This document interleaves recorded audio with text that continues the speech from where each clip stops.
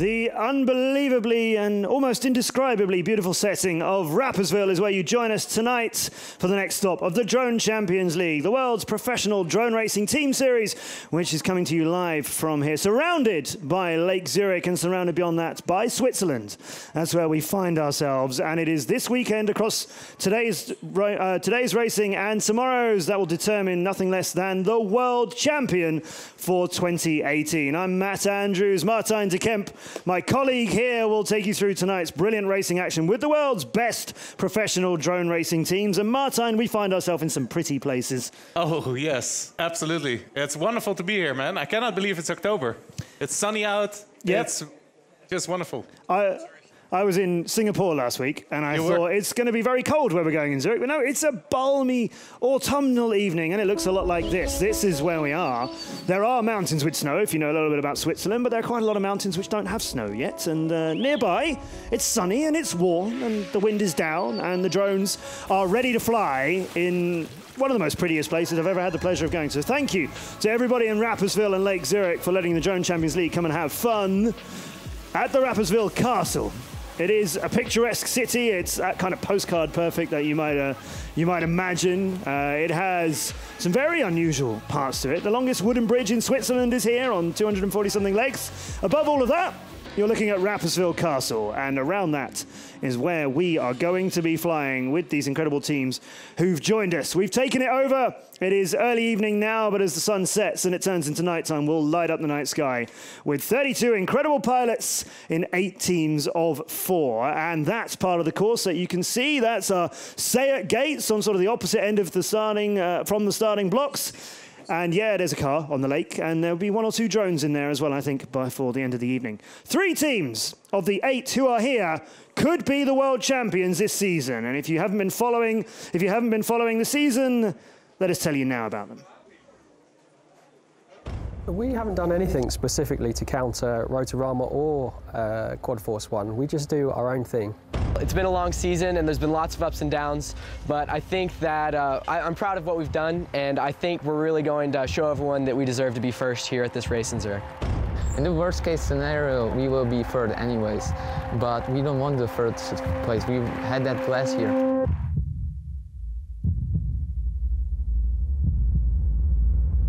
We start the 2018 season in Munich, the 3rd largest city in Germany, and our world tour of racing takes us now to Madrid. And it is our great pleasure here at the Drone Champions League to come to China. Now we are back in Brussels. 3 teams are starting to pull away from the others in our season. They include the reigning world champions. We got up there and it just was terrible. We weren't prepared, we didn't have enough quads, and we came in the next day. We stayed up all night working on quads, and we were able to come out the next day and show everyone that we are one of the best pilots in the world. Marakilian and Turner are ahead of him, but not by much. I knew they were going to be strong, but I also knew it was going to be their first season in DCL. And now you see them, they're strong every single race. You've got to be on your game, you've got to be on point every single race. Next Blades Racing celebrate the win. Obviously our biggest highlight being Madrid, the only race we've won this season. Well, in Madrid we wanted a rerun for the big heat, I believe. They didn't really like that. What? Why? Discuss it later. What's the point of that? We're racing for the final. This is the race. This is what before the rerun, the big heat, it was like 2-2 or whatever. Whoever won the big heat won the race and went to finals. We had 2 quads down, so 2 of our pilots didn't even fly. They had all 4 of their pilots. You know, Quad Force One, we still won the heat, but you know, 2v4, they still asked for the rerun.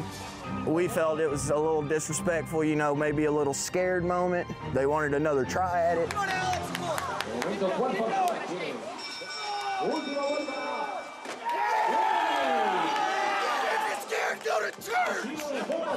The biggest battle, I would say, would be in China with the Quad Force One. And it's out on the blocks as the drones leave them, and all 8 of them go into the air, high over the theatre and cluster around the entrance. We were unlucky, I would say. Like, everything hit us at once on day 1. We came together as a team, fixed any problems that we could do, went at it again, and then won. Yeah, so I think obviously they I would say, slightly exploited the rule set in Brussels Day 2, using the finisher points from their big heat. They tried not to win it, they waited behind us. And when the heat points are not going your favor, then it's one last option, and that's the finisher points. I don't like that, because I think you should race and try and do it, because there's still a chance that they could have won and gone through to second or first. That's the way they want to play it, but I don't think they can do that this weekend. Our amazing season so far has got us to this stage. Rotorama in the lead on 1,620. Just a few points ahead of next place, just a few points ahead of Quad Force 1. It is all up for grabs between those three brilliant teams from the Czech Republic, the UK, and the USA, respectively. One of them will be the world champion at the end of tomorrow's racing. Martijn, you want to make an early prediction? Boo, it's going to be difficult, man. Really difficult, yeah. But you can really see that the rivalry is hitting peak point, you know? It's going to be super, super exciting. Yeah, we have an incredible drone pre ahead of us this evening and another one tomorrow. And at the end of tomorrow's, that's when a world champion will be crowned. It could be the reigning title holders, Next Blades, or it could be the team who they narrowly beat last season, Rotorama, or it could be Quad Force 1 turning up and spoiling everybody's party. That's what they all intend to do. But tonight, our first drone pre is upon us. And how to race that? Well, let's talk to one of Next Blades. They seem to know how to do it. Hey guys, my name's Gary Kent from Next Blades Racing, and I'm going to tell you a little bit how we race our drones. So this is our racing drone. The camera on the top, the big camera, our GoPro, records the video for the viewers at home, which is in HD. The camera on the bottom is the view that we see. So that camera feeds a video signal back to these goggles, so we fly from the pilot's perspective. You feel so close to the drone. It feels like you're actually sitting inside the drone. It's like you feel the wind rushing past you, and you have a real connection with the drone, and that's what you get from wearing these goggles. So finally, we have the remote. So the way it works is on the left-hand stick, you have the up and down, controls your speed and your height. The left and the right allows you to spin the drone, and the right-hand stick pitches the quad forwards or backwards, or left and right. So the technology we're using here is absolutely amazing. You are tricking your mind into believing that you are inside the drone. The speed and the feeling that you get when you're sat on the line with the goggles on is like nothing else you have ever tried before. So that's it for me. I hope you enjoy the racing. I'm going to get back to it. Gary Kent of Next Blades Racing. That's our starting block, so you can see as well where our drones are already getting prepared for our first quarter-final. So, you know how to race. You know what we're intending to do here. It's World Championship weekend, but if you've never seen the Drone Champions League before, then let's explain. It's quite a unique team racing format with some things you won't find anywhere else. Earlier on today, during the afternoon, we've already had qualification. All of our pilots had some goes around this track, 4 goes each, and we took the best lap times, combined them together, and that has made a qualifying time for the team combined from all of their pilots. We then use that to rank the teams from 1st to 8th, and we go into a knockout system. In our first quarterfinal, 4th will race 5th, and then 1st will race 8th, and so on. If you've watched earlier races, normally we start with 1st against 8th, but we've turned it around for championship weekend. The winners of the quarterfinals will go to the semis. The winners of the semis will race out in our grand final later on this evening. The winner of that will pick up 250 points for the season and 220 for runners-up. So not much of a difference in points, and it is all very close in the World Championship. Of every one of those rounds, the quarters, semis, and the grand final, there are 5 heats. We'll start off with 4 single heats, where every team will race one of their pilots against one of their opposition at a time. We'll start off with the pilots who were slowest in qualifying, respectively, and work our way up to the fastest. And win that, you'll get a point for your team. But then it's unique to the DCL. It's the big heat where all 8 drones will fly at the same time. All 4 of one team against all 4 of the other. Win that, you'll get 1, but if you can come 1st and 2nd, you'll get 2. come first, second, and third in consecutive positions, all on the same team, and you'll get 3 points. And if you can wipe out your opposition and get all 4 of your drones to the finish at the front, 4 points are yours. And if you had a terrible time through the 4 single heats, you can turn it around in big heat time. Quarters, semis and finals await us, and keeping an eye on all of those with his brilliant team of spotters is our chief judge, Lucas Baumann, who's live on our stage where our pilots will be very, very shortly.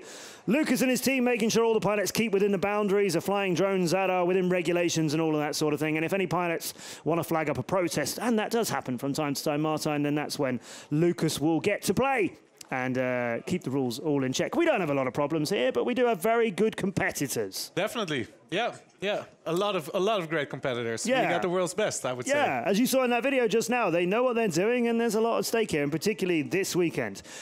So, how are we doing it? Well, there's a shot of our amazing track, which is going to settle our season. That's what it looks like in Rapperswil, but let's go round it with nothing less than a 2-time world champion, Luke Bannister.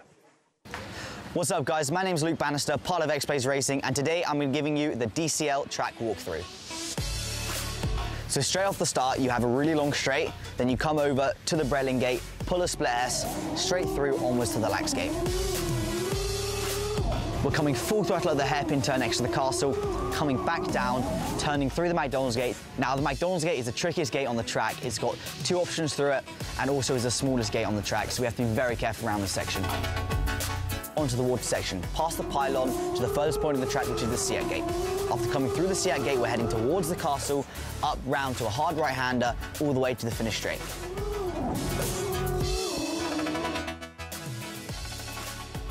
On the final lap, we do the Brettling Lax section one more time, round the big tree, and then into the crash gate. A good lap time around this track will be around 22 seconds. Thank you for watching, guys, and enjoy the racing.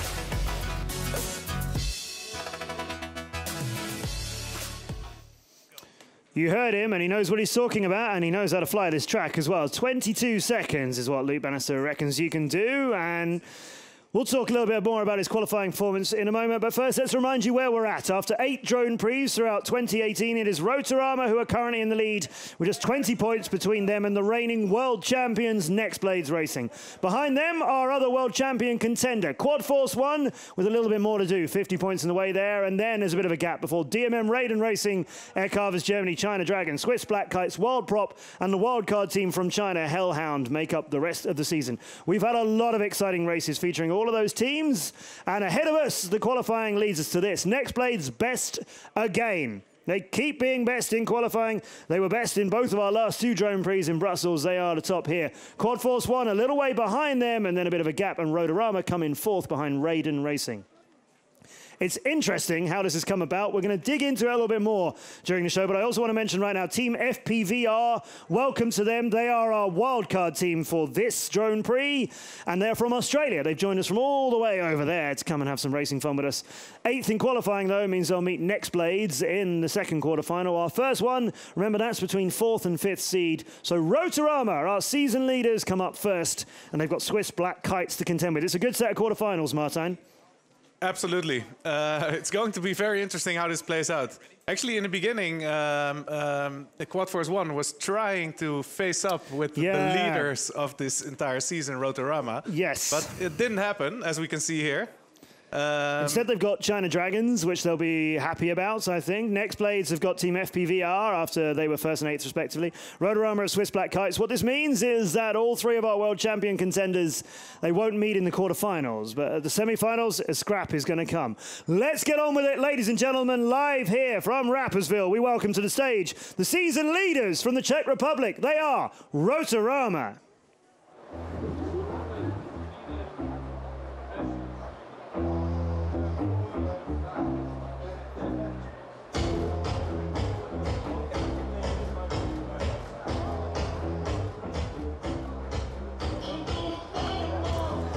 They're racing in red. They're from the Czech Republic. They're up top. They are Rotorama.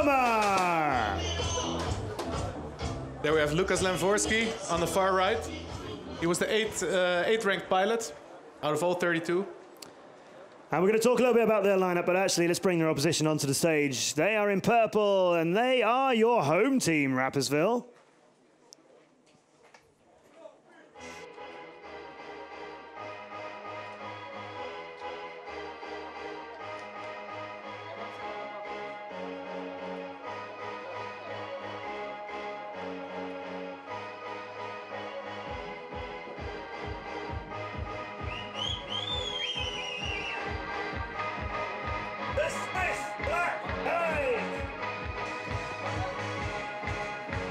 Please welcome the Swiss Black Kites. There's the huddle. We're used to that. And it's still the only team who do it. I thought it would have caught on by now, Martin. I thought that would have been a little bit of a trend. Yeah. Hashtag huddle. It didn't happen for the DCL. But the guys know how to do it. So, yeah, they are Dario Neuenschwander, Michael Isler, Mirko Cezena, and Raphael Strahl. And Martin, as you were mentioning, the Rotorama team, Lucas Lemversky, Jakob Thoman, Jakob Steiner, and David Svoboda was going to be here, who's racked up so many points for them this season, but he's sick. He is. Last minute replacement is Jan Vatava. So already a little bit of bad luck for Rotorama. Jan Vatava is a brilliant pilot for them. He's got 9 wins out of 14 single heats, so he can certainly get the points. But David Svoboda was meant to be here as one of their most reliable pilots, and unfortunately can't be here. Sorry to hear that, David. I'm sure you're watching and cheering on your boys. He would have loved to have been here at the final of the season, so that's unfortunate for him. But in front of our amazing crowd in Rapperswil, we line up Rotorama against the Swiss Black Kites. And in our first quarter-final, Martin, 4th and 5th in qualifying respectively, but it's a bit more of a mismatch than that. 1,620 points on top of the season are Rotorama. Swiss Black Kites have 300. They've managed to come 4th twice. That's getting into a semi-finals. Do you think they're going to get into a semi-finals against Rotorama here? Well, you know, looking at statistics, it's going to be a tough cookie to crumble, but it's racing. Anything is possible. Jakob Steiner makes his first race of the day as we get things underway here in Rapperswil. He's won 3 out of the 5 races that he's done for the Czech Republic team. Against him, Raphael Strahl, who's had a bit more of an unfortunate season. He's raced in more races, but got fewer wins, but he wants to lead the charge here for Swiss Black Kites. Remember, we'll do 4 of these single heats. Every pilot from each team will race off against one of the opposition, respectively, 1 at a time. And we're starting with the pilots who were slowest in qualifying, respectively, for their team. So in the shape of Rotorama, Jakob Steiner's qualifying time was 51.88. Raphael's, though, 47.62. Yep. So on paper, Raphael Strahl is 3 seconds faster over the course of 2.5 laps, approximately. Is how much we fly here. We do 2 full laps, and after the 2nd full lap, they hit the Red Bull crash gate. Yeah, it's kind of an extra half. Yep. You do the extra couple of turns, as Luke Bennis was talking about earlier on. So Raphael's on stage, and as you can see, they fly FPV. That's first-person view. So those goggles are what they see through a camera on the front of the drone. And we'll bring those pictures to you live. So as what you see is what the pilot sees. We'll be bringing you the onboard view. There's the shot there. You just saw a little bit of the purple canopy of the Swiss Black Kites. That's the Megalodon fin that your good friend created and designed for them. Mark Heininger, yes, team manager from Swiss Black Kites. He's here, cheering on his boys. Definitely, yeah. So yeah, apparently he flies a frame, which is called a shark. It's called a shark? Yeah, and because he made a bigger one, that's why it's the Megalodon. Here we go, ladies and gentlemen, as Lucas Baumann counts us in. Our first race of the Drone Prix in Lake Zurich between Jakob Steiner and Raphael Strahl. It's Rotorama in the reds and in the air if you're Jakob Steiner, and it looks like Raphael Strahl for the Swiss Black Kites can't take off. He's got no video his side, so that first race hasn't happened for Raphael. You see they're looking so disappointed. Some problem with his video signal from his drone means he couldn't take off with that, which hands the race to Jakob Steiner for Rotorama. That's going to hurt in front of your home team, your home audience. And Steiner just checking his own view. He brought it into the crash gate, so all would seem to be well.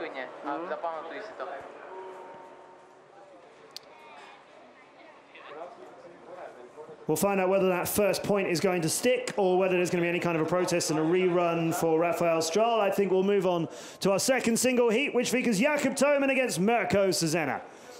Jakob Thoman been leading the charge somewhat for Rotorama at every one of their races, helped them be in such a strong position for the season so far. Mirko Cezena, brilliant young pilot. Had a difficult season, to be honest. He's only had 1 win out of 6 single heats. That's his view on our starting blocks as the sun is still up in the sky, and the sky is beautiful here. Cezena also flies helicopters, RC helicopters, 3D helicopters. I think actually backstage I saw him do some preparations on his helicopter. I think there's a new helicopter show coming. There is, yeah. That should be exciting. That's how he gets ready for a professional drone racing world championship. He's mixing the music for his helicopter display. That's how chilled Mirko Cezena is. Jakob Thoman, he's also pretty chilled though. He knows that his team are in a really strong position. Let's see what we get. It's Rotorama in red on the left of the starting blocks, and it's Swiss Black Kites with Mirko Cesena in purple, and they're both away. The purple drone of Cesena in the lead as they head up towards our first turn. That's the Breitling Gate. You can split S it over the top or do a hard 180 through it, and then both of them come around the cone in front of the Rapperswil Castle and head on. Cesena through the McDonald's Gate one side, Toman through the other side of it, and now neck and neck as they head out over the water towards the Sayet section. We come round in a hard 180 here, and down into the water is Toman as he clipped the bottom of the Sayet Gate. He's into the lake. It happened much earlier than anyone expected. Mirko Cesena continues along his second lap through the Breitling Gate. The Lax Gate there comes around the big tree. That's his view on board. That's exactly as he sees it as he heads around the cone and towards the McDonald's Gate. He's going to wrap that lap up as it's already his. I don't know if he managed to get that into the crash gate, to be honest. From that angle, it looked like he was barely going to get in there. You do have, yes, there it is. You do have to get it inside the Red Bull crash gate. That's the finish line. Just slamming it into the wall of the crash gate isn't going to do. You have got to fly through the bit in the middle. But talking of crashing into things, Jakob Toman, surprisingly, hitting a gate early on, halfway through lap one, and is into the water. That drone is done here. Yeah, well, actually, let's take a look at what happened there, because this is where we see Mirko Cesena's feet, and I think they have a mid-air collision here. You see the drone? Yeah. Yes, that's where we see it. And Cesena, luckily, able to stay up in the air and finish his lap. Yeah, Toman came out of that mid-air and then bounced off the gate. Yep, but yeah, as you predicted, first drone in the water. Well, I did not think it would be the first race we've had. No. And I probably didn't think it would be a Rotorama one either, but that's a mid-air for you. It happens. And that was a very, very tight race up until that point. So I would love to have seen some more of that. We'll go 1-0 to Rotorama.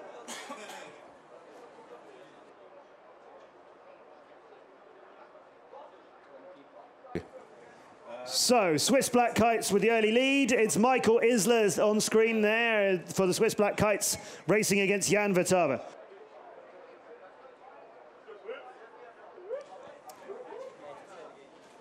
Isler's ready, relaxed. His drone's on the block. Michael Isler is a professional pilot. Yes. 10 seconds. We spoke about it earlier. He's flying private jets. So we'll find out whether anybody wants to be on board with Michael Isler. Yeah. Purple drone for him on the left. Jan Votava, brilliant pilot, standing in for David Svoboda here in Rotorama. And they'll come through the Breitling Gate, and it is Votava in the lead around the big tree. We call that the big tree. They're all pretty big. Votava has the lead as they do that split X towards the McDonald's Gate and then head out over the water, and they're very, very close towards the Sayet section. Hard left, 180 to come through the Sayet Gates, and it's Votava still with the lead over Isler. Now come on to the land. Head over the crash gate and start the second lap. Votava and Isler behind him. They're catching up with Votava and through almost the big tree there. That looks extremely close to the leafy bit. Votava has the lead though, and Isler is alongside him again. Out over the water and over the top of the Sayet they go, in the hard left. 180 through the gate has Votava still in the lead over Isler round the cone. Heading up over the crash gate to start the second and a half bit of the circus. You come around the Breitling Gate, and Isler takes the lead on the very last bit of it. Past the big tree, and they come into the crash gate, and it is Isler for the Swiss Black Kites who makes the finish, and Votava who crashes it at the end. Now that's what we call a photo finish. I think the timing data, if I remember correctly, it's only 0.03 of a second apart.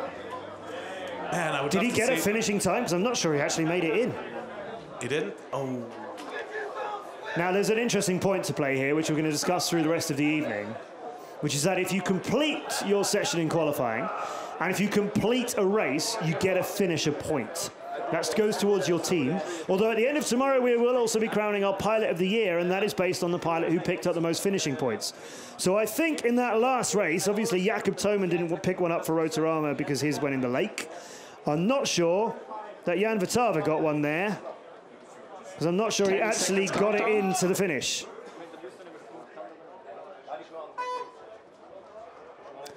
Lukas Lemversky, best in qualifying for Rotorama, takes on the best of the Swiss Black Kites, Dario Neuenschwander. Away they go, Neuenschwander with the slightly better time. And turning through the Breitling Gate they come. There's a lot of side-by-side racing around the big tree. Neuenschwander still with the lead around the cone. And they'll head up to the McDonald's Gate, and that's where Lemversky takes the lead from him with a much better route through that. And Neuenschwander chases him over Lake Zurich. They'll come around to the Sayet Gate. It's still Lemversky in the lead as they'll come back over land, head up around the cone, and then start towards the Breitling Gate for lap 2. Neuenschwander with Lemversky, neck and neck through the Breitling gate. Around the Lats gate they come. Around the big tree, and Neuenschwander is down after being so close to Lemversky. If he can recover it and get it back into the air, he's allowed to continue. But Lemversky seems to be told that there's no hope of that. He's home. And a point for Rotorama. Neck and neck racing. The level of these pilots is all so close together, and the margin of error is so small. Although I did see Lucas Lemversky making a lot smoother lines, and smooth means faster in general. Dario Neuenschwander was struggling a bit there, but absolutely pushing his quad forward. Let's see if we can get a slow-mo of where it all went wrong for him. Yeah, this is where we see Dario Neuenschwander through the Breitling gate and then clipping the bottom of the LAX gate there.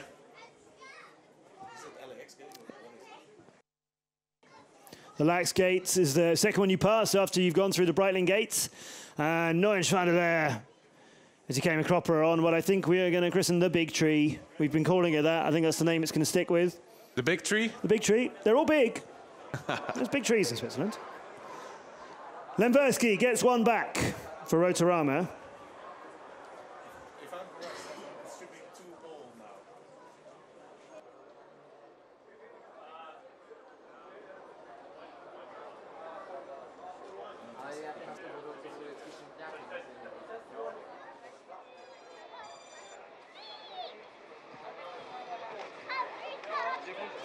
Right, so we're in that situation that we sometimes find ourselves, where it is 2-2 after our 4 single heats have been raced. So 2 points to Rotorama and 2 points to the Swiss Black Kites. And as I mentioned earlier, in the big heat, you can score anything up to 4 for your team, but it's winner takes all here. Whichever pilot comes in first will take their team to the semi-finals. So a little bit of thin ice for Rotorama here. They've been in safer positions than this coming into a big heat. We know they're a very tactically minded, possibly the most tactically minded team that we have here in the DCL. They're up against Swiss Black Kites, and they've beaten Swiss Black Kites on a few occasions. Every time they've raced the Swiss Black Kites, they've actually beat them 5 points to 1. So they've been 3-1 up after the single heats and then got 2 more in the big heats every single time these teams have met. But it's 2-2 now. So that means winner takes all. Whoever wins this big heat is going to progress on to the semi-finals. Now what this means is our champions for our season to date, after the 8 drone prix we've had around the world, are Rotorama. And there's only 20 points between them and second, and only 70 points between them and third. If Swiss Black Kites get 1 purple drone to the crash gate before any of the red ones, Rotorama's season and their chance of being the world champions just gets dealt a massive hammer blow. Yep. And Rotorama nearly won the world championship last season, and it just slipped away from them at the very last location of the year. And that is an actual possibility right now. Jakub Steiner's focused on stage. Toman, Votava and Lemversky alongside him, all lit up in red for Rotorama. And the Purple Drones Swiss Black Kites, who have only got 300 points this season, only had 2 4th places, having made it to the semi-finals and going out of that stage. They would love to do a little bit better than that this season, and it might be Rotorama that pays the cost for them to do so. Looking on are Next Blades Racing, who are by the side of our stage. They're in the next quarterfinal against Team FPVR. Later on, Quad Force 1, Chief and his boys will all be racing as they were second in qualifying, and both of those teams will be very interested to see Rotorama leaves here. Because, Martin, I think this is the time to mention, of the tactics that we've seen building up to this, let's talk a little bit about the American light blue team of Quad Force 1, who are planning to put Rotorama to the sword right now. Right. As appears to be happening in the hands of the Swiss Black Kites. Exactly. Yeah. So their whole strategy was to try and make sure that Rotorama was not able to make it to the semifinals, which would obviously cost them a lot of points. Yeah. And would be a big move for Quad Force 1 to move up in the overall standings. So what Quad Force 1 intended to do was to qualify in the opposite position to Rotorama. So wherever Rotorama were, Quad Force One would face them in the quarterfinals. So their hope was that Rotorama would be top of qualifying, and Quad Force One were intentionally last in qualifying to try and knock them out of the quarterfinals. It didn't work out. We'll talk more about that later. Right now, one red drone needs to win this, or Rotorama's World Championship is a long way away. And as we demolish a sign from the starting blocks, one of the red ones goes down for Rotorama, and I think a second one has hit the Breitling Gate already. The crashes start to come in, and up front, it is the Swiss Black Kites, first and second, slowly finding the way through the McDonald's gate, but Toman is in the mix, leading the way for Rotorama, and he's got a lot of catching up to do. It's all purple, back on land, and Neuenschwander clips one of the trees. He is swinging around all over the way, but he's still in the lead as he's on his second lap towards the Breitling Gate, finds his way through that. Strahl is still up there as well. Toman is still in this too. Steiner is in the mix for Rotorama, but right now the purple drone's up front as we go on board with Dario Neuenschwander, who is leading the charge with some points for Swiss Black Kites, and with a lot of drinks being bought for him later by Quad Force One and Next Blades Racing if he stays where he is. He comes around to finish his second lap, heads up towards the Breitling Gate. Martin, this is absolutely shocking racing. Through the Breitling Gate, he comes through the Latz Gate. It's now or never, Rotorama. Neuenschwander's home for the Swiss Black Kites. Rotorama are out in the quarterfinals.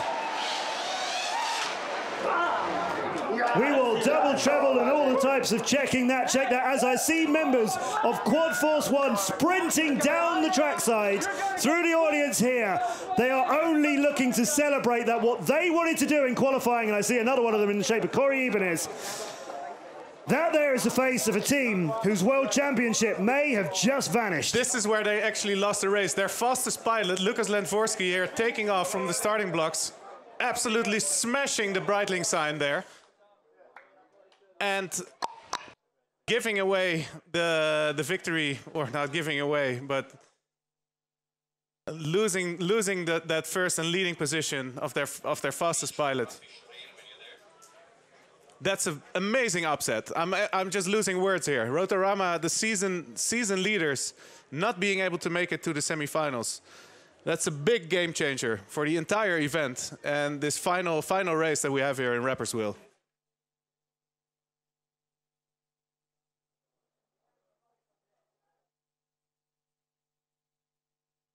Strahl in front of your amazing home audience who are joining us here in Rapperswil. You take the Swiss Black Kites to the semi-finals.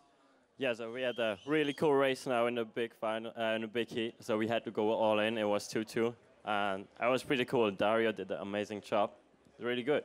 Yeah, Dario did it, led the charge for them. So that knocks Rotorama out of the quarterfinals, which means Next Blades Racing and Quad Force One are your new best friends. Yeah, they are. No, but it was for us important in our home. Like, we're gonna get a good performance, and now we can go to the half final, and we're super happy and super stoked about it.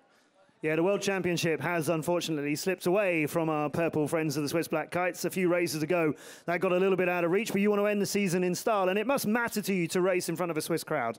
Yeah, sure. For us, it's an amazing feeling, like having all these guys behind our back and like cheering for us, so that's pretty amazing. So, ladies and gentlemen, you helped them get there. The Swiss Black Kites are through to the semi-finals. We'll see them again later on.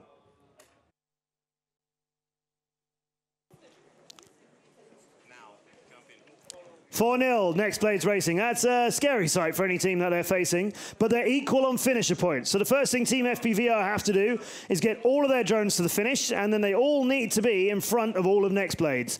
Do that, you'll get 4 heat points. You'll also pick up 4 finisher points as well, of course, because of the finishing. You could actually do as Swiss Black Kites did earlier on and knock a World Championship contender out in the quarterfinal stages. That'll be a massive result. And it's what some members of Team FPVR thought, well, yeah, we can do that. Yeah. We got Next Blades to race kids? Okay, they told you that. Let's have them, yeah. Ah. Yep, young Ben Mortensen's here with his family. They're giving him loads of support. They've been traveling the world on their way to get here, exploring my little country of the UK, finding their way here to Switzerland, and are looking to cause an upset. And why not? You come a long way. You want to do more than just a little bit of racing there. To be honest, I prefer. Are you going to say you don't think they can do it? I prefer to make some dreams happen rather than break some dreams. But statistically, it doesn't look that well because they've never raced. Next Blades against Team FPVR. We have no statistics on that other than in 4 single heats they lost. Well, we do have qualifying results. Okay, give me those. And what I'm looking at right now is that Next Blades is the fastest qualifying team with a total time of 2 minutes and 3 seconds. And Team FPVR is the last qualifying team with a total time of 2 minutes and 31 seconds. So what you're saying is we need to give Team FPVR a 28-second head start, and then we've got a game on. Well, 10 seconds countdown. Lucas Baumann won't let us do that, it seems, because it's race time. It's white for Team FPVR. They need all 4 of them at the front. Coming first, second, third, and fourth, and then the numbers come into play. But Next Blades Racing have a chance here to get a massive advantage over Rotorama because they've already left the Drone Prix for today, having been knocked out in the quarterfinals. Dark blue for Next Blades, white for the Aussies. One of the Next Blades drones has just fallen off of the blocks. That's not a good start, but one of them is into the Breitling gate, and actually I meant that almost quite literally. I'm not sure it made it out the other side. Perhaps the upset is going to be available. Ben Mortensen had the lead, but there are 2 dark blue drones for Next Blades through the McDonald's gate ahead of them, and they head out over the water. It's only a couple of them still going for Next Blades now. Trowbridge looks like he's recovered his up front. It would seem to be Bannister. And Collis. Bannister's got the lead. First lap, 26.49. Remember he said earlier on that a good lap time would be about 22 seconds. He's done that one in 26. Mortensen's fighting it out with him. We're on board with Luke Bannister as he's in the middle of his second lap. Then you go past that Sayat pylon and you turn here to come through the Sayat gate. Out on the other side of that Sayat pylon and heading back up to complete the last part of the circuit. He's got the lead. They don't need any more than just one up front. It is all on Team FPVR to turn it around, but they've come down and down and down. Krasny, Mooney and Kushel have crashed. It's up front. It's dark blue as we've seen it time and time again. Collis wins it. Bannister and Trowbridge are coming in as well. Mortensen finishes in a better time for Team FPVR, so that's a great showing by the young pilot all the way from Australia in his first appearance for the DCL. But Next Blades Racing are through to the semi-finals. Let's take another look at the start right there. We actually see some sparks coming off one of Next Blades' drones there. And right in front of us, I still see some smoke going on. But our runners are quick to get there. So yeah, there we have it. Next Blades moving on to the semi-finals, and for our overall standing, that's big because they only have 1 team in front of them, being Rotorama in the season standings, and I think right now, with them making it to the semi-final, that they have probably passed Rotorama in the overall bracket. But I think we'll get into that later on. First, let's have a word with the winners. Yeah, I have Brett Collis live on our stage here in Rapperswil. Business as usual, semi-finals await you. Yeah, it was good. Just flew consistent. We know we didn't need to push it that much. So yeah, that was what we came here to do. And good to see we'll just aim any points that we can make now is ground on the championships. That's what we're aiming to do. You probably came onto this stage with a bit more of a spring in your step than you had, than you may have been planning to come onto this, because you've just seen your rivals for the World Championship leave the stage for the rest of the day. So how's Next Blades feeling now? Obviously pretty good. We know that everything we regain position-wise here is now points ahead, I think. So obviously, I think we can minimum finish at 4th. Yep. So we make at least 100 and...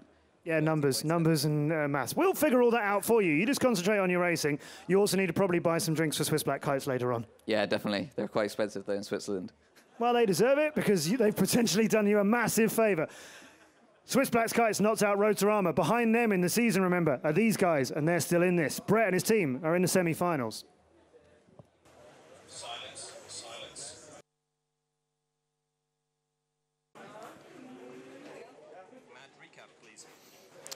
In the beautiful early evening here, we have a 3-1 lead for Aircarvers Germany over DMM Raiden Racing.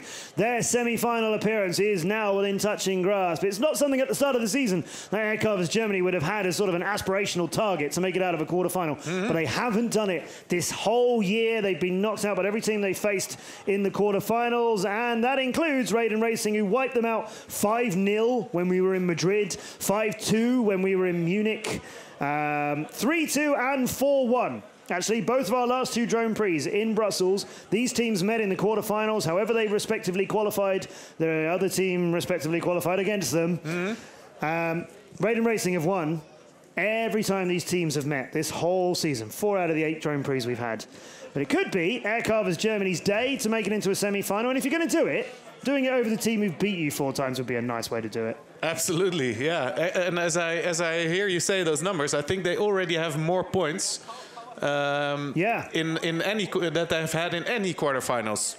Now leading up 3-1 against DMM Raiden Racing. Yeah, you're right. They've never had more than 2, and frequently they've had none. So, is it time for Air Carvers Germany and Swiss Black I hope Kites? so. And these teams that we've not been focusing on as we've come to our final location of the year. Obviously, we're naturally looking at Rotorama and Next Blades Racing and Quad Force One, who are going to be the world champions tomorrow, one of those teams. But yeah, maybe with the pressure off a bit, Air Carvers Germany and Swiss Black Kites have decided they're going to have a bit of a party on the last days. Yes, they're doing it for honor. Right? Doing it in denim still as well, Bastian. just needs to have that on, doesn't he? Yeah. It's his lucky jacket, I think. Maybe he hasn't worn it in previous races. Lucas Ball's got his goggles off because he's got a video issue from his drone. He can't see anything at the moment except color bars. Everybody else has great video pictures. 10 seconds countdown. Looks like Val isn't going to feature in this then. So Air Carvers Germany go into the big heat with only 3 of their 4 team. DMM Raiden Racing in yellow need at least first and second. And up front they go in numbers. The yellow drones ahead of the green ones, and towards the Breitling Gate will sort this out. It's yellow, green, yellow up top. Len Kong seems to already be down. That's very damaging for the hopes of DMM Raiden Racing, as he is their best pilot, the young 14-year-old from Indonesia, the best pilot in Indonesia. But he's not featuring in this. Up front, Asami with Felschler and Hackle all flying around. Asami and Suzuki have to come in first and second, and it is Asami after the first lap who's in the lead through the Breitling Gate and out through Lax. No problem for him. Suzuki's still in this, but he's down in 5th. All of Air Carvers Germany are in between. That's a protest flag being waved by Len Kong. We'll come to that after this race is finished. We might get to see it again. Asami is through to Sayat turn and heading back out to complete lap number 2. He's still in the lead. Mybohm still with him, but he knows that he doesn't need to beat him.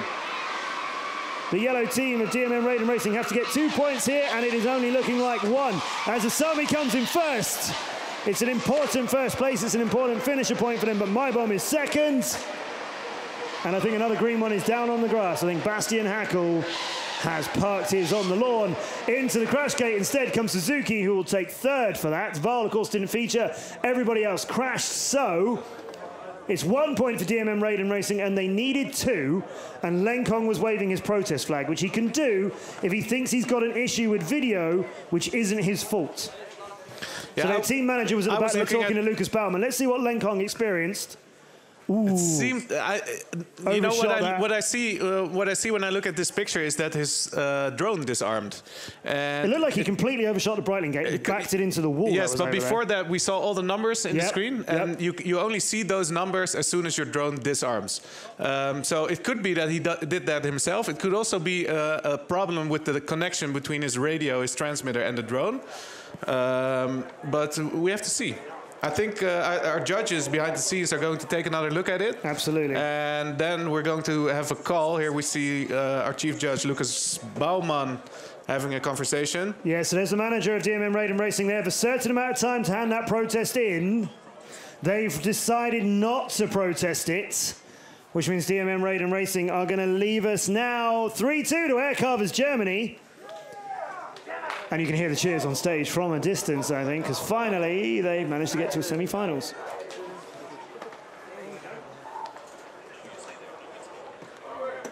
So congratulations to Air Carvers Germany, celebrating right now on our stage here in Rapperswil, and DMM Raiden Racing leave us at this stage. So only 5th, 6th, 7th or 8th will be worked out for them. That's worked out on finisher points. Rotorama, remember, they're out. They're looking at the action going on the stage in the other quarterfinals and hoping that they picked up more finisher points than every other team who get knocked out in the quarterfinals. If they don't, if Rotorama don't have more finisher points, Rotorama will score nothing today. And Rotorama scoring nothing today is going to dramatically change tomorrow's World Championship final. There's only 20 points between Rotorama and Next Blades Racing behind them in second, and only 70 points between Rotorama and Quad Force One behind them in third. So yeah, this is the final event of this entire season. Yeah. Seriously, this is what I've been hoping for. It's all come down to the wire like it did in 2017. You know who are very excited right now, as well as Next Blades, with their hands just reaching a lot closer towards that World Championship trophy.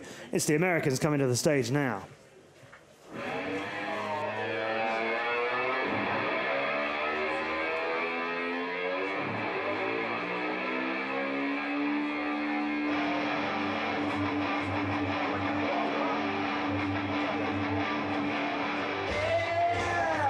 To the stage comes Quad Force 1.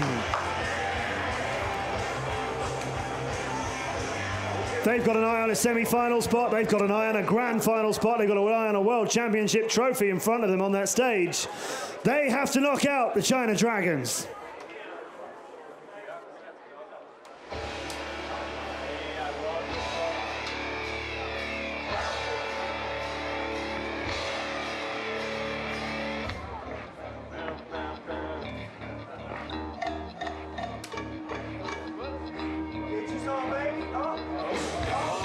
To the stage, come on, friends, racing in orange, they are the China Dragons. To the left of the picture, Vince Irie helping them out after they had trouble with their pilots getting to our last Drone Prix in Brussels due to that terrible typhoon and affected so many people in China. We wish them all the best there and their pilots. So Vince Irie stands in again for China Dragons. He has with him Ken Inway, who gave us great action at the start of the season. Wenjia Li has joined them again, and Kaki Leung completes the China Dragons lineup. There's a very happy Vince Irie. He is ready to go. He's looking to show us what he can do, having had not many opportunities this season. That's Wenjia Li. And on the left, on the right of picture, Kaki Leung completing the lineup for China Dragons. He'll race first. This side, that's Evan Turner, who will be Kaki Leung's competitor for our first single heat. He's just having a chat now with Serge. That's Andy Marakilian's dad, manager for the team and very much in charge. And he's got brilliant pilots to be in charge of. Well, I don't imagine they make it too easy for him. They know what they're doing, and they like to talk about it. The Americans of Quad Force 1, potential world champions. They're racing in light blue. China Dragons, they're racing in orange. Evan Turner, Heads Up FPV is his name, and Kake FPV is that man. There's Evan. Yeah, 15-year-old pilot from the USA, the fastest human being in the USA, if you listen to the guys next to him. Oh, really? Yeah, that's what they call him. But not today, actually, not in qualifying, because he's in the very end of our bracket. He's 32nd in qualification. Yeah, he didn't something put happened. in any time. Yeah, we talked a little bit about it. I think we'll have a chance to talk about it again in a little while. Quad Force 1, interesting qualifying tactics today. Away goes Evan Turner with a slightly better start than Kake Leung for the China Dragons, and around the Breitling Gate they come. I see Aircarvers Germany celebrating near the stage. Through to McDonald's Gate, we're on board with Evan Turner, who is looking at the sunsets and a lead over Leung, but not much of it. There's not many tenths of a second between these two. We'll come around as the track changes now in the night sky and lights up so brightly.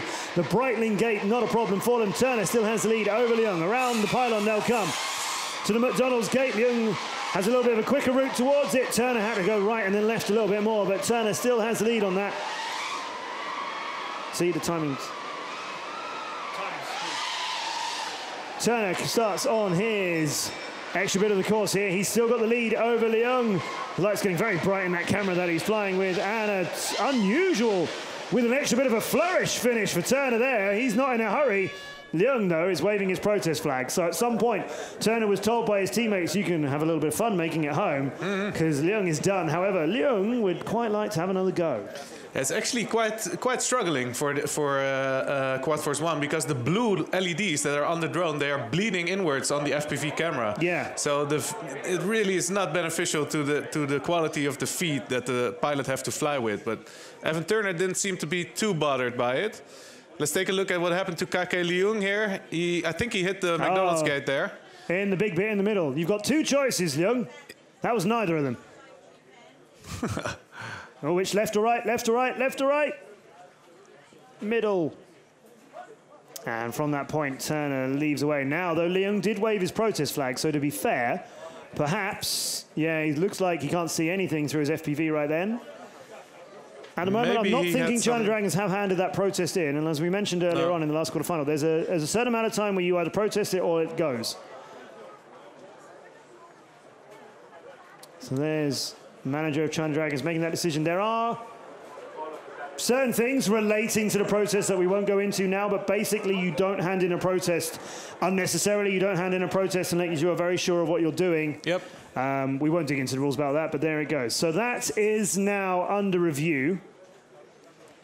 I think Ka Leung is saying that he had video problems in that. So what will happen is that'll be investigated. And if it's deemed to be a problem with the drone, then the point for Quad Force 1 will stand. Yep. And if it's deemed to be a problem with some kind of trackside interference, which screwed around with his picture and meant he couldn't fly, if it was something not drone specific, then he will be granted a rerun against Evan Turner. So that point may or may not stand. We'll find out later on. While that's being reviewed by Lucas Baumann and his team of spotters, and we have somebody watching every single flight for every single pilot and reviewing all the footage. We'll ask Lucas what the state of play is. He's just going to tell us it's under review, right? Why are we doing that? We weren't going to do that anymore. Lucas and his team still investigating. Protest from Team China Dragons for video issues. There will be a rerun after the big heat if it can change the overall result. Interesting. So as we could see, that means that it's probably a problem with the video connection to his goggles, because we could see him clearly on the FPV feed clipping the McDonald's gate, but there might have been a small problem with him receiving that footage from that point in time. All right, Alex Campbell will try and secure a point for Quad Force 1, because at the moment it looks like that is going to definitely be a rerun. Wenjia Li, who raced earlier on this season and then joined China Dragons, he is now racing up against Alex Campbell. So, Chief against Doven. Let's see what we can get. A little bit of a flaky picture for Wenjia Li before he starts. Alex Campbell there. He's been 21 single heats this year. He's always trying to lead his team. He's been spokesperson for them since the start of the season. Very, very confident, Alex Campbell. Let's see what he's got. Campbell against Lee. Campbell in the light blue. Lee in orange, and away they go. Not much in between them as they leave the blocks. And Campbell heads towards the Breitling gate, dips down and comes through that. Lee is out of Switzerland. He is just wide, far away. And he's back in it. Campbell heads out over the water. Lee heads through the McDonald's gates. Campbell will come through to say at 180 turn, and he'll see Lee on the other side of things if Lee is still managing to fly that drone. He is. Lee is a long, long way behind, though, over the water. Half a lap, really, behind Campbell as he'll come over to the Breitling gate, split S to turn and come back through. He may have had a sight there of Lee, 5.5 seconds behind him. Because, of course, you might spot them as you're flying back the other way. Over the water is Campbell to the Sayat section. The hard left here through the Sayat gate. Out of that and completes lap number 2. A lot of seconds between him. Lee is only just over the water, flying for finisher points now. Campbell, the Breitling gate is his. He'll come through the Lax gate around the big tree and look for the Red Bull crash gate to definitely get a point for Quad Force 1. Nice clean route for him. Quad Force 1 are in really good spirits. They attacked their qualifying second session. Did well in it too. Lee's just finding his way in to definitely get that finisher point. Doesn't want one of those embarrassing endings where you don't quite make it in. So Campbell gets that one. Lucas Baumann's got something to report.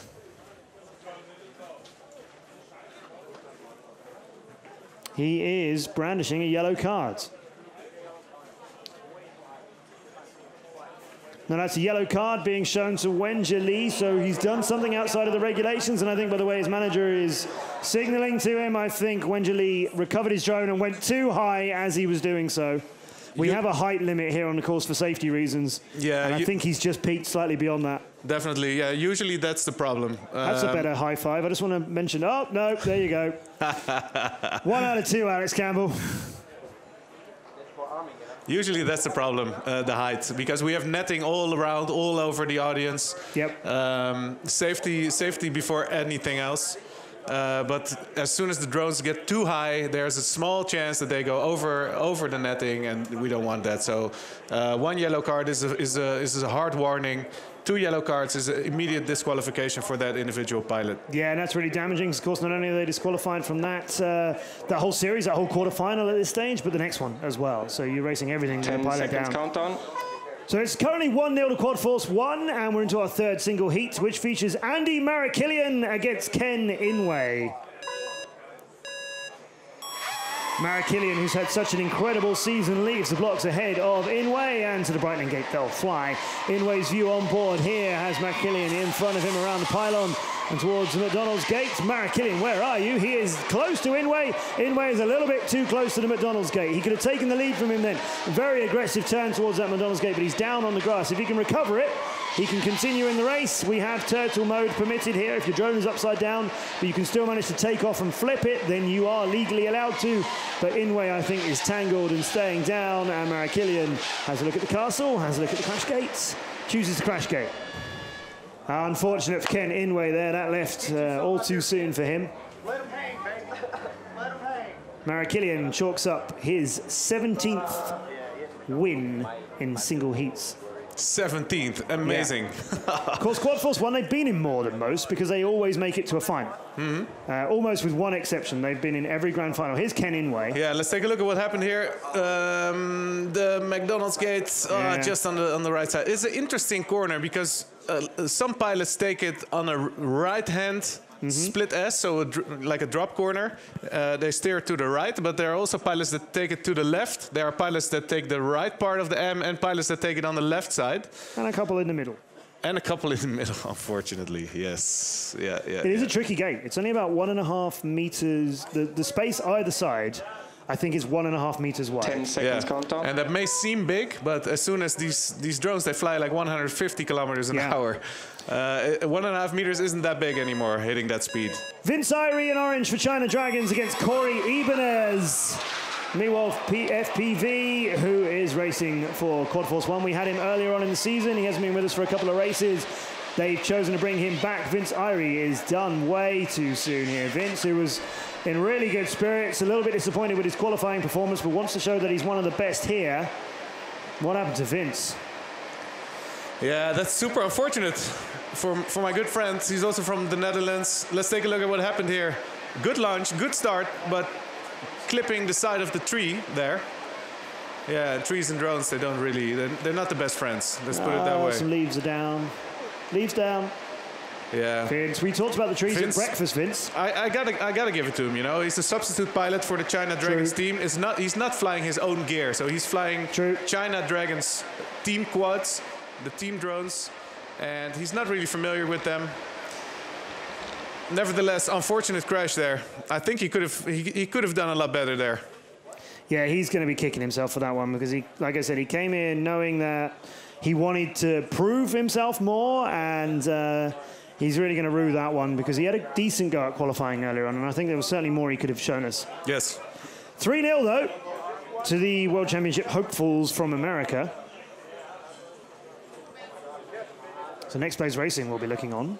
They would have loved to have seen their other competitors for the world title leave at the quarterfinal stage, but they're in opposite sides of our bracket. They won't meet in the semi-finals if Quad Force 1 progress that far. China Dragons, sleeves up time. Yeah, Quad Force 1 was the second team in qualification out of 8 teams that we have here today.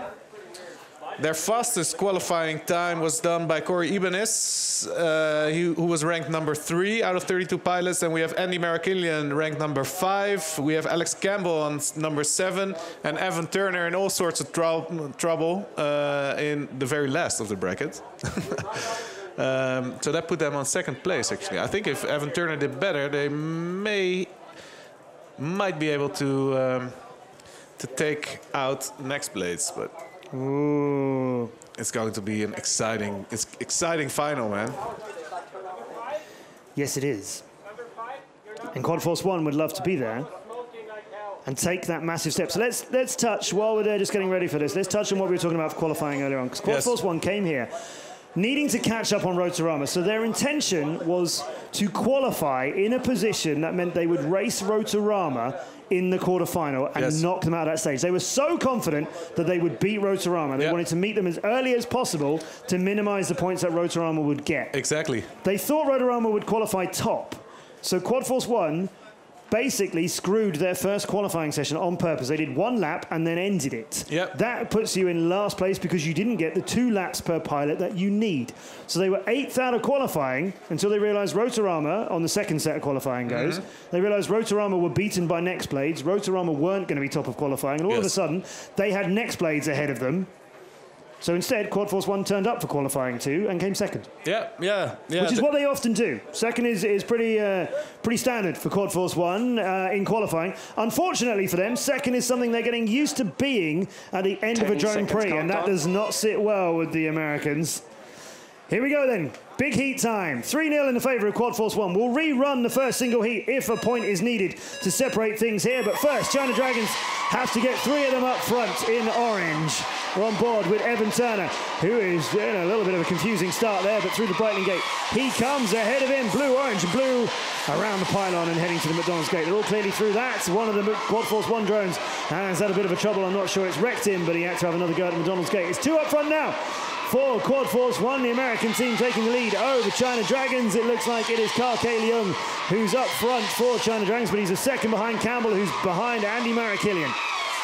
Marakilian's view of the castle and the pylon and the McDonald's gate, not a problem for him, and he'll swing it a bit widely there as they head out towards the water. In fact, Marakilian passed by one of his teammates. They're all very close to each other, and mid-air is not what they want to see now, but if 2 of those China Dragon drones remain down, then there aren't enough of them in the air for China Dragons to make the semi-finals. Campbell continues out and goes down. Into the crash gate is Evan Turner. He's going to take 1 point for Quad Force 1, 2, 3, go. Ibanez and Marakilian. Campbell's got his drone back up. I think he's made it to the crash gate. It looks like 4-0 clean sweep for Quad Force 1. Campbell had trouble. I think he's signaling there that he had to recover it and bring it back in. He did. China Dragons got 1 finisher point there in the shape of Ka Leung, but it's Quad Force 1 in the semi-finals.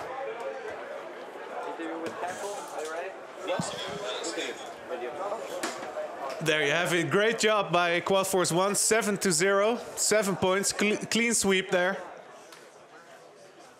Amazing work. Let's take a look at what happened here with Wenjia Li. High in this corner, a little bit too high, and it seemed like his quad just disconnected or doing a failsafe, crashing, and some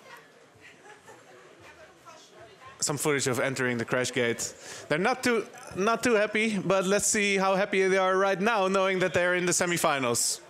Yeah, thank you, Martin. I have, I think, a happy chief on stage. Quad Force 1 in another semi-finals. We've seen that before, but we don't often see Rotorama not in a semi-finals. Firstly, how do you feel about that heat against China Dragons? You know, the first nerves, racing is always in the way, so the first pack just got my nerves out of the way, and second pack felt like I was racing in the big heat, but all pilots flew well, and quads are working well now, so I think it's going to be a good night. Just tell me quickly about this tactic that we know you were trying to do in qualifying. You wanted Rotorama in a quarterfinal because you were confident you could knock them out straight away and damage their chances of being the world champions. I wouldn't say we were confident on being able to knock them out. I would say that we were willing to take the huge risk that it would be. You know, we're swinging for the fences top guys. We're not here for third, you know, so the strategy was going to be really tough, being able to time your times to be in the opposite row of where Rotorama was. So we give it a shot the first time, and it was just going to be too difficult, so we just stuck to what we knew and let it eat out there. Interesting tactic, but yeah, the Americans are known for letting it eat, as you call it. It's a semi-final spot for you. Nextblades are still in this as well. We might be heading to that grand final we've had a few times. We'll get there one step at a time. We'll get there with Quad Force 1. Well done, Alex. Thank you, Matt. Quarterfinals are all done. The semi-finals will be with us soon.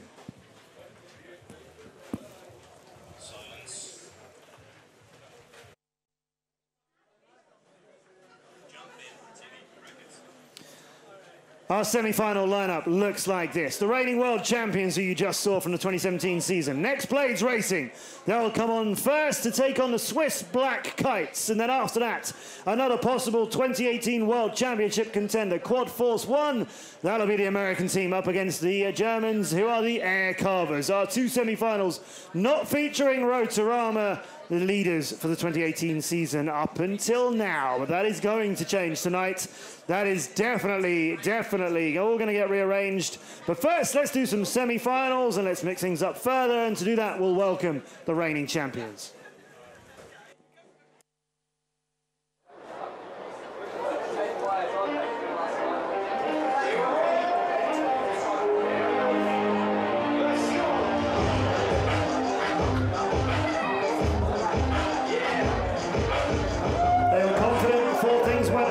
tonight. They're feeling even happier as we make our way through. Led to the stage by Gary Kent with Timothy Trowbridge, Luke Bannister and Brett Collis. They are Next Plate Racing.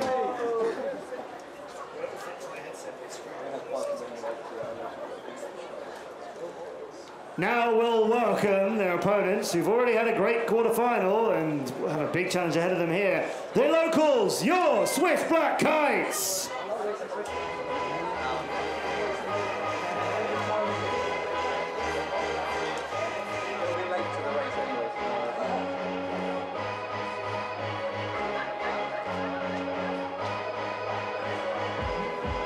Live here in Rapperswil, surrounded by the beautiful Lake Zurich, welcome your Swiss Black Kites. Semi-final number 1, here it comes. Hashtag huddle. Hashtag send it. There you go. Dario Neuenschwander with a big smile on his face. Yeah, he did so well, didn't he? Yes, he did. He's being bought a few beers later on. I'm sure, yeah, I'm quite sure he will. Beat out Rotterdam to the finish. Remember, it was 2-2 in that quarterfinal. It was just winner takes all, and it was Dario Neuenschwander who really did take a lot. Gary Kent has Raphael Strahl in the first single heats. We'll do it all again, ladies and gentlemen, boys and girls, and everyone joining us around the world. We'll do 4 single heats and then a big heat. Slowest in qualifying for each team was Gary Kent and Raphael Strahl, so they'll face off in dark blue and purple. 10 seconds countdown. Lucas Baumann confirms that the first single heat is going to go ahead, but Raphael Strahl's picture is still absent. So away goes Gary Kent to the crash gates. The long way around. Oh, a little spin. Drift towards. Oh, another little spin. Go on, Gary. There you go. Amazing racing. Absolutely incredible action from Gary Kent. How did he do it? Martin, give me a second-by-second breakdown in your deep analysis. I think he took off. He did 2 turns before landing. Yeah. Oh, we're not getting a slow motion is what I'm hearing in my earpiece. Oh, but I didn't see that again. Oh, that's too bad. All right. Okay, well, fun aside, first point goes to Next Plates. Swiss Black Kites, they have beaten Next Plates. 10 seconds They're one of the countdown. few teams who've ever done it. They did it out in at our second location of the year, our 4th Drone Prix, which was in a bull ring in Madrid. But we're not in a bull ring in Madrid. But we are in a day where Swiss Black Kites have seen that they can knock out big teams. Susanna takes the lead over Timothy Trowbridge, and they side by side come through the Brightling Gate, and then Trowbridge takes the lead around the big tree, and we're into our second single heat here at speed. Round the pylon they go. Trowbridge still in the lead for Next Plate, but it's down on the grass. It is an extremely steep bank, that. You don't really realise it from that camera shot, but it is very steep from top to bottom. We are racing sort of laterally across a hill, and as he came through the McDonald's Gate, Trowbridge hit the ground. I think he's managed to get it back up in the air, but Susanna has the lead. Through the Lax Gate they come, and around the big tree. Trowbridge is still in the fight here, but he's over 5 seconds behind. Susanna through the McDonald's Gate and a little bit close to the ground himself. Twitchy there towards the water, and then through the Sayat turn, around towards the Sayat Gate. He'll go, and he'll come through that now as Trowbridge has closed the gap a little bit, but there's still plenty of seconds between the two of them. Susanna will come onto his final bit of his lap over the top of those 2 gates. Turn it, and Trowbridge is closing the gap on him now. It's still over 2 seconds, but it's a lot smaller than he was. Susanna needs to get the finish done, and he does. Trowbridge, only a second. He devoured 5.5 seconds, closed it down to 1. So Trowbridge was coming in at speed. Had it been 3 whole laps, I think it would have been a lot closer at the end. Here's Trowbridge as he comes through the McDonald's Gate and just hits it down onto the ground. Yeah, he was able to recover it afterwards, and as you said, amazing speed on the comeback, but it was too little, too late. There you go. He actually clipped the inside of the McDonald's Gate, and that's what sent him to the turf. Yeah. What can Did you seem do? unlikely that he'd come through that gate at such a low angle that he wouldn't be able to pull up before he hit the floor. Luke Bannister, 11 wins out of 11 single heats. Can he make it 12? Well, Michael Isler would love to get another one. Calm and composed on our stage. 1-1 after our 2 single heats, after Gary Kent was handed the first one with another technical problem for Raphael Strahl. and a few other issues which did get resolved, but not Strahls' picture. So Gary Kentgles handed that one, and Trowbridge earned, Susanna, I beg your pardon, earned the one back for Swiss Black Kites. We'll go with Bannister against Isla.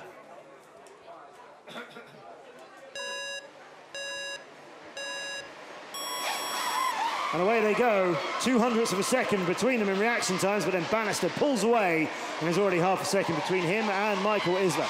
Bannister towards the pylon, Isla chasing him here. The McDonald's gate is cleanly done by Bannister. That was deadly and not hanging around. It's already 2 seconds now between Bannister and Isla as Bannister completes his first lap over the grass, around the trees, and heads up towards the Breitling turn.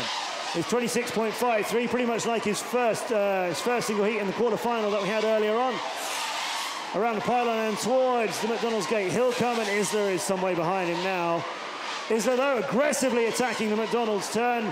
Bannister is now 3.41 seconds ahead of him. We'll see Isla will see Bannister as they head in opposite directions over the water. And Bannister completes lap number 2, 49.69, not bad, through the Breitling gate. Nicely done, the last gate, and this will be no problem for Bannister. He'll take next place to a 2-1 lead, unless he stuffs up the finish, which he does not do. And Bannister never does. Isla brings it home, finisher point acquired. That'll determine who's third and fourth between the teams who lead for the semi-finals. Swiss Black Kites would love to do what they did in the quarterfinal and knock out a big team. Quad Force 1 would love it to be Next Blaze that gets knocked out. But Bannister's managed to get that one. We're up close and personal with a photographer on our stage, and it's 2-1 Next Blades. Very confident racing by Luke Bannister.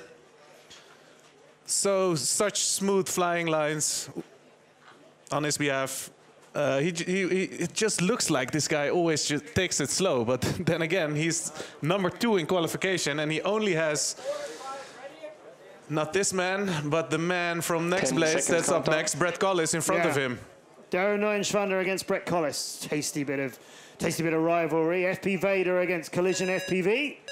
Switzerland against the UK. These are your Swiss Black Kites, ladies and gentlemen, but they are leaving the blocks half a second behind Collis, who is away and through the Breitling gate before Neuenschwander's even reached it. Neuenschwander with a lot to do here. Collis, one of the best pilots we've got, pilot of the year in 2017 after winning more heat points than anyone else. I'm not sure that title is definitely going to be his this year, as he's got some decent competition for it. It's not out of his hands, but this heat point is one he needs to get. Neuenschwander needs to pull it back from the Swiss Black Kites to make it 2-2 going into the big heat, but Collis is away and through the Breitling gate, and Neuenschwander is a long way behind him now. Collis around the castle cone there. The McDonald's gates, he's gingerly making his way towards that. Collis perhaps still working some bits of this course out intentionally, perhaps, as he knows he's got such a big lead over Neuenschwander. He's away over the water as Neuenschwander comes around the castle turn. He's not even through the McDonald's gate yet, as Collis sees him on that part of the circuit where you wouldn't expect drones to be passing each other, because they are quite far apart. Breitling gate and Lax gate, no problem for Collis, and Next Blaze will go into our big heat. 3-1 up. The Swiss Black Kites, who turned around the quarterfinal earlier on, that it looked like they were going to lose. Neuenschwander is still flying his way through this one. The last gate is his, and around the big tree, we'll go on board with him for the last part of this as he dips it down in a sort of split S to find that crash gate. He's missed it on the entry. He's recovered it. He was definitely too high. That's it home. That's a finisher point. That's a happy Dario Neuenschwander. He is delighted in front of the Swiss audience. Yeah, what's interesting here is I saw him take off, going way high, but actually he was flying slow. So I think this is a strategic decision. What they want to do here is take the finisher point. Do not take any risk, because finisher points will get them third instead of fourth. Third instead of fourth place. He did actually hit the crash gate as well. I thought he was too high. He actually hit it and had to come back over it. So, yeah, you're right, Martijn. A finisher point I also, think that's of course, it, for Brett Collis. Yeah, so is that of course. Neuenschwander conceding he can't beat Brett, so he just needs to finish? Exactly, yeah. I think you know, I'm not that much of a mind reader, but I think that was the logical thing to do there. Because as we can see, they are racking up a lot of finisher points. The heat points is 3-1, Next Blaze, but in finisher points, Swiss Black Guys have 21 right now. Now, as you mentioned, Martijn, he did go extremely high off the start block, so I think Lucas Baumann on our stage may have something to wave about that. Dario's got his goggles on. I don't know if he's intentionally not looking. I've seen it. Yellow card to Dario Neuenschwander. I think that's going to be for height limits. It did look like he came off slowly from the start block, so as you said, Martijn, he went very high, but I think that was too high, I think so too. Yeah, I have to agree there. Yeah, good spot, Martin. Good spot, Lucas Baumann. Yellow card for Dario Neuenschwander, but it's not going to matter if he's not racing later on. And in order to be racing later on, they need to take a lot of points away from Next Blades Racing now in the big heats. There they are, focused on stage. Kent, Trowbridge, Bannister and Collis against Strahl, Cesena, Isler and Neuenschwander. Strahl gets the race in big heats, it seems. Whatever the problem is with his drone in single heats, doesn't seem to affect him in big heats. Goggles on, and he has video picture. Gary Kent's having a few problems. That's what Strahl's got. It's not brilliant, as you can see. In fact, a lot of our pilots are struggling with picture quality like that, but they can race with it. They can race with worse, to be fair. They are so good, these pilots.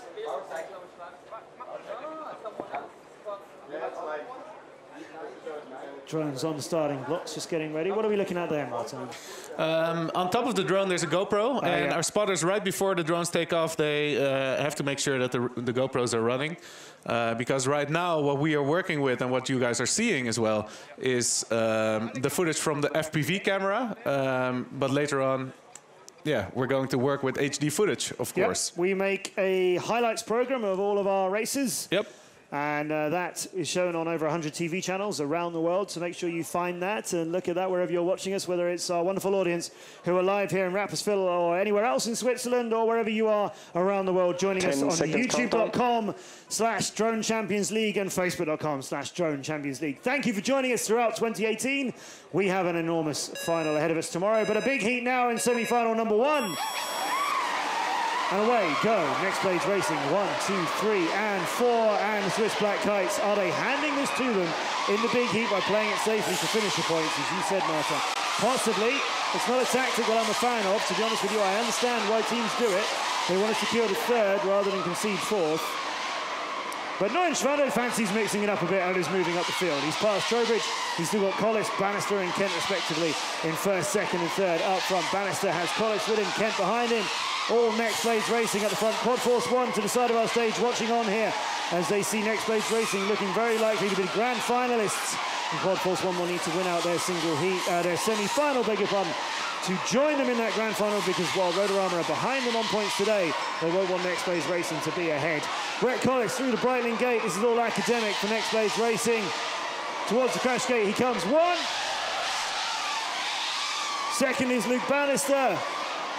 Trowbridge and Kent still fighting it out with a number of drones for Swiss Black Kites. It's Trowbridge in 3rd.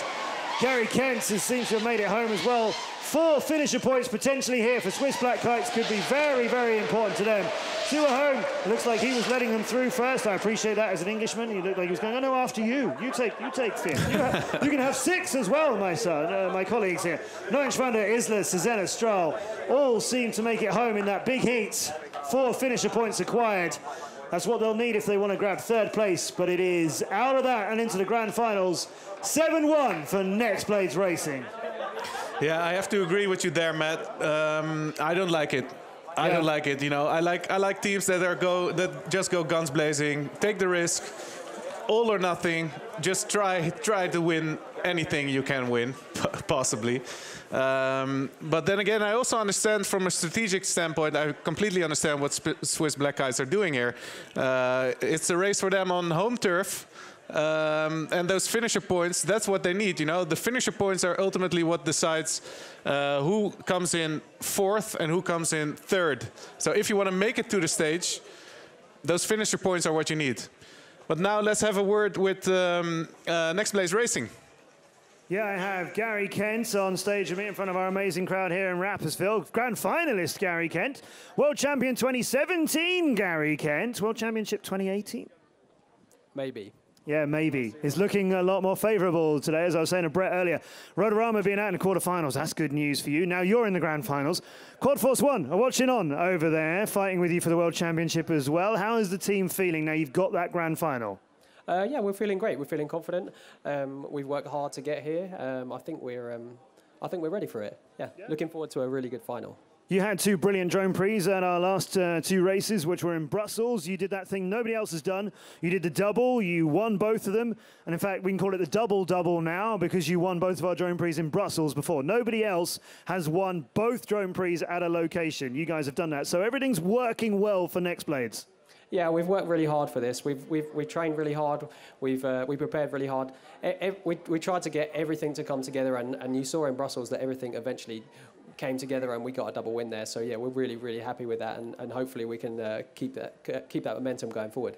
Yeah, it all does seem to be coming together at the right time of the season for you. Grand finalists, Next Blades Racing. Who are they going to race against? Is it a World Championship contender that they're fighting with, or are Air Carvers Germany having the day of their lives? Well, that's coming up next. Happy Gary Kent there. Yeah, like Gary says, it's all coming together now, and coming together it definitely is for them. And what I'm so impressed by is the technical part of this sport, because most of these pilots, they all built their own drones, and what Next Place is doing right now is something I haven't seen ever before. What they are doing is building custom batteries. So we are flying 4S batteries. For those of you that do not fly themselves, you wouldn't really care about it, but that means we have 4 cells in them.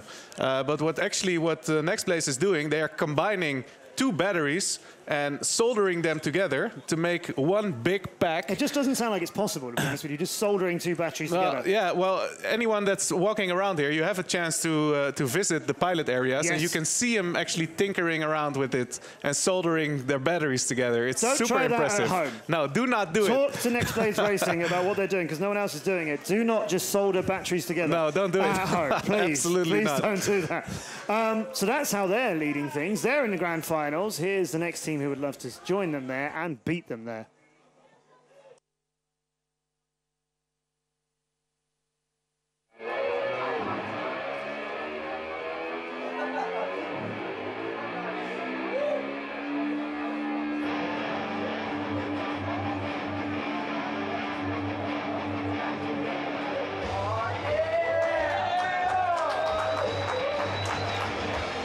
Onto the stage are the Americans of Quad Force 1.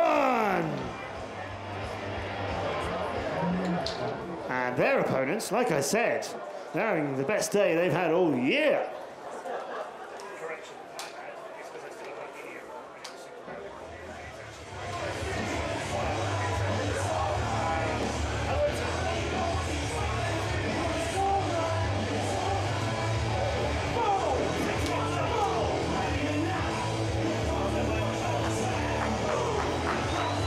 This music seems to be working out for Air Carvers Germany. They're in their first semi-final ever. So welcome to the semi-finals, Air Carvers Germany.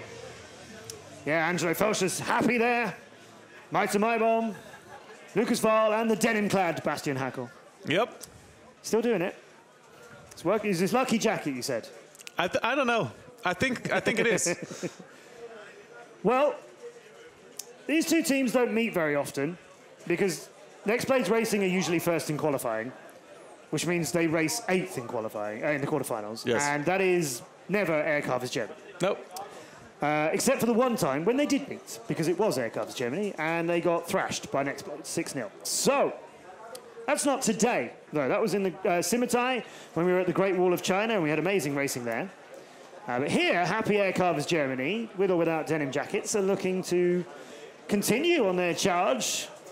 They made a semi-final. They are picking up at least 150 points today, and they've only had 320 in the total of the 8 Drone Prix we've had. So that's enough numbers, isn't it? Let's talk about the guys who are on stage. Evan Turner is ready, or readying himself. His drone is ready. There's one of our amazing crew on the stage. You get the drones onto the starting blocks, and then we make sure that all the video pictures are working with those boards that you see. I think that was Johanna helping us out brilliantly, as she always does. Lucas Wahl has goggles on and has picture, particularly good picture actually for him. And you were saying earlier on, Martijn, about the lights. Let's just briefly mention on that while Evan Turner is getting ready. So the camera positions, and we haven't got long, the camera positions for Quad Force 1, the LEDs on their drone, and I think their props, are in the view, as you can see there. Yeah, as you can see here. Yeah. Actually, it's the light that is on the arms of the drone. So the drone have 4 arms, 4 motors, etc. And there's LED lights on them that make them beautifully lit. But what we see here is that the blue light from the drone is bleeding into the camera. And yeah, I have to say, if it would be me flying, it would throw me off a little bit. 10 seconds It's countdown. just harder to see the track. It blows out the contrast. It does, doesn't it? Yeah. So that's camera position that is causing that Quad Force 1. And LED position. And LED position, which other teams aren't suffering from that problem. We'll go with Evan Turner and a tenth of a second between him and Lucas Vaal as they come towards the Breitling Gates. And Turner leads the way around the big tree. Vaal coming faster but wider. And there's his view. It's all green, a lot of green for him. That'll suit Air Carvers Germany as they come towards the water. And the Sayat section, half a second between them. Turner in the lead through the Sayat gate and out the other side. Vaal is not far behind him though. Turner carries on across the grass and onto lap 2. We are seeing his view there. Vaal has some problems spinning out a picture. You just saw him head wildly over. He's done here. Goggles off. Evan Turner has the night sky of Rapperswil all to himself. The 1.5 metre wide hole in the McDonald's gates. There's a little spin before the crash gate and cleanly home. Finisher point in the bag, heat point in the bag. Lucas Vaal, what happened to him? Do you want to change it? Evan, do you have the set that was up here? No, it's okay. Okay, great. Yeah, Lucas Vaal was doing very well. Close to Evan Turner. But this is where we see the track getting more and more difficult. This is actually the tightest part of the track. Tree. We saw Vince Irie hitting the same tree earlier after his start. Unfortunate. But they are definitely going for it, Air Carvers Germany. Well, you've got to, haven't you? I mean, they have nothing to lose. There is no, position in the season that matters really, other than the World Championship one at the top. Exactly. Right? And second and third, because you do pick up a decent amount of prize money for coming second or third at the end of the season. But whether Air Carvers Germany are in this as 5th or 6th or wherever they finish up, you've got nothing to lose now, Bastian Hackl. Here's Alex Campbell to contend with. Zaki against the Chief. Zaki's in green, Chief is in blue, and the lead through the Breitling Gate is his. Lax, not a problem for anybody so far today. Then around the pylon and towards the McDonald Gate. Different routes from both pilots. You see a very different route from the light blue one and the green one. And it's Campbell still in the lead. 1.12 seconds between him and Hackl now and towards the grass. He comes still with the lead as Hackl now makes it onto land and continues around to start his second lap as well. The Breitling Gate, easy for him, and it's 2.5 seconds between them.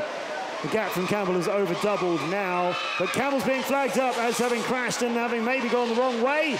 And the lead that was over 2 seconds is now a point to Air Carvers Germany. Anytime now. Yeah, Bastian Hackl making sure to take that finisher point, even though he already had the point because his well, he's got the heat point too. He couldn't exactly. get it. You're right. If His he just landed it, he wouldn't have got that. Yep. Alex Campbell, he's had a rough time in some single heats, to be honest. Super nice split S corner there. Super close to the Breitling Gate, but ending up. I cursed him. Yeah, on the bottom of the. He was I cursed him. Probably not sure what happened there. Alex, that's my bad. I'm a commentator, and that's a commentator's curse right there. I said the lax gate on the first lap. I said the lax gate, which has been no problem to anyone today. Oh, did you? So Alex went and crashed into it. You jinxed it. Oh, no. That makes me a real commentator, actually, to be fair. I'm vindicated now. Yeah, you have influence, Matt. Commentator's curse in action. I apologize. Quad Force 1. Angelo Felschler would like to take the lead in this semi-final. It's 1-1 at the moment. The flag waving Andy Marakilian is Angelo Felschler's opponent for single heat number 3. Yeah, so all of Quad Force 1 decided to change their motors. They're flying bigger, bulkier motors, except for Andy Marakilian. He said, no, I'm fine. Actually, I don't need to change anything. I think he was the same in Madrid when we were at our second stop of the world. I think he was flying something different to the rest of his team then. It's a big start for Angelo Felschler, who is 0.2 of a second away from Andy Marakilian. But then Felschler heads towards the lake, and Marakilian heads on his way around the circuit. He's gone around the pylon. He's headed towards the McDonald's Gate and carries on, because Felschler's not out of this, but he went somewhere he shouldn't have gone. Marakilian's over the water. Felschler is still in the fight, but some way behind. But if Marakilian gets into trouble, then Felschler has a chance of turning this round, of course. Marakilian comes through the Breitling Gate, no problem. Lax Gate, where it claims Campbell, is all right for him as well. I shouldn't talk about that. I don't want to crash him.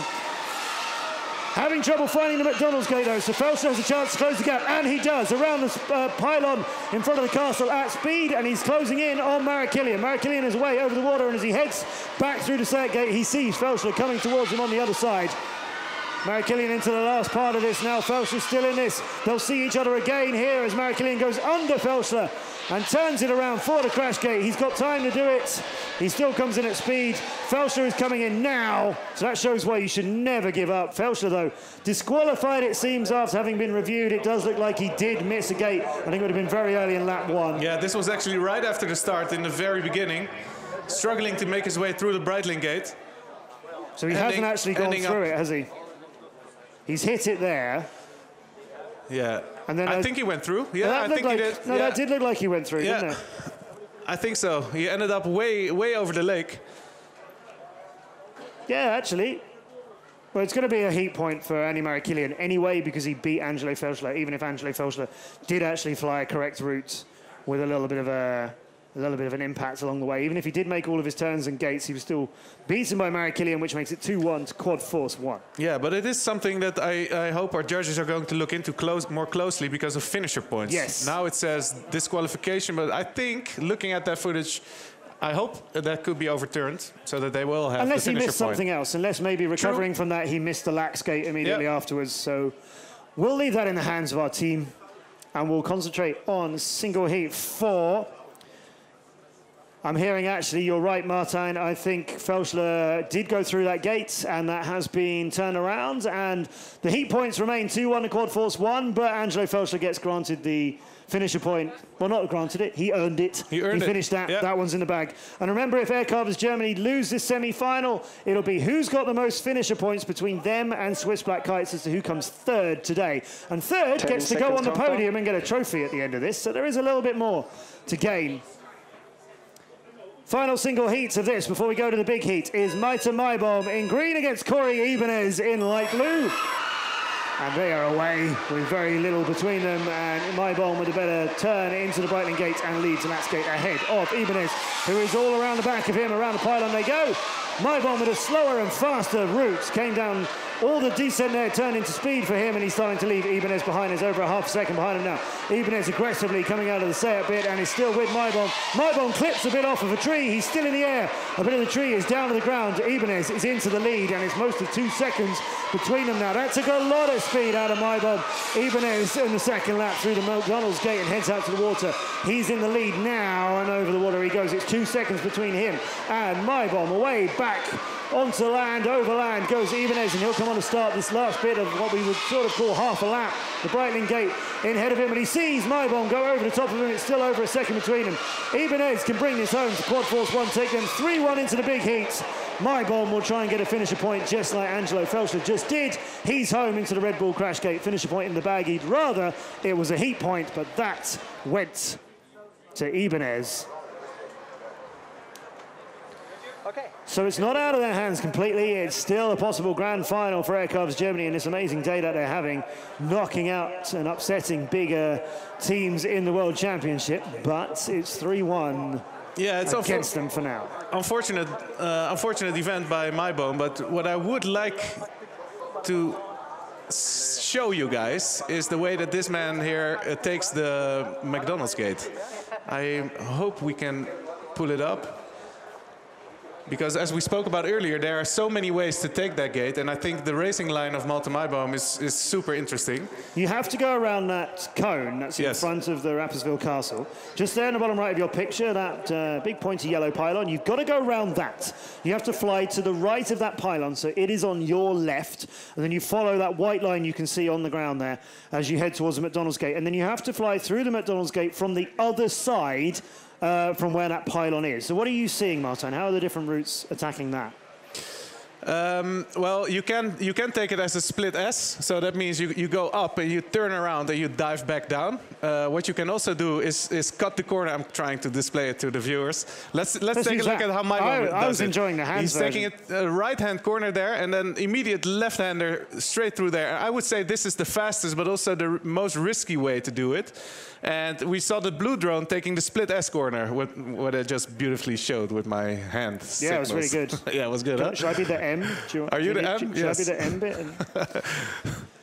3-1 Quad Force 1. All leave call on finisher points. That's not going to matter too much yet. But here's the thing. If Aircraft's Germany get 2 heat points in the big heat, and we're equal on heat points, then finisher points are how we determine who comes out of this round. So it's not all done for Quad Force 1 just yet. Next Blades Racing would love a green opponent in the grand final and not another blue one. I'm sure they do, yes. But actually, I would like to see Next Blades against Quad Force 1. Yeah. Those teams are just so well matched. They're the fastest 2 qualifier teams out of all 8 teams we have here. So that will be a well-matched final. It'll be a really good contest in its own right, but it's obviously so important to our season and our World Championship, which will be given to somebody in a little over 24 hours. And of course, all the pilots, they get better on day 2, don't they, Martin? Wherever we go around the world, and this year we've been to Munich, Madrid, the Great Wall of China, and Brussels before coming here to Switzerland. Wherever we go, we do 2 drone pre's, and the second day is naturally better than the first one because, of course, the pilots have had all of that first day. We'll do new qualifying tomorrow, and that always changes things around as well. Absolutely, yes. Right now we see a couple of problems and a small delay that we're facing right here on the stage because 2 of the pilots from Aircraft Germany are having problems with video signal. So that's why we see the... Yeah, we see Lucas Waal here and Bastian Hackel, not really sure what's going on. I think what they're looking at right now is their drones being restarted by our technical team. One of them is sort of spluttering into life. Angelo Felschler at the moment is sort of, his drone is having a go. But Lucas Waal is disappointed on the right-hand side of stage with his goggles off because at the moment he's getting absolutely nothing. That is Bastian Hackel on the top of your screen and Angelo Felschler's view.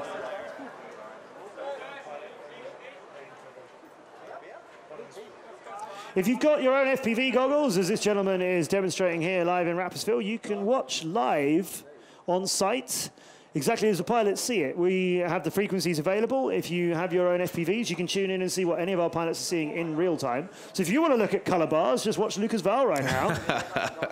Because he's not getting that drone. I mean, he's on our stage, to be fair. It's something with the drone.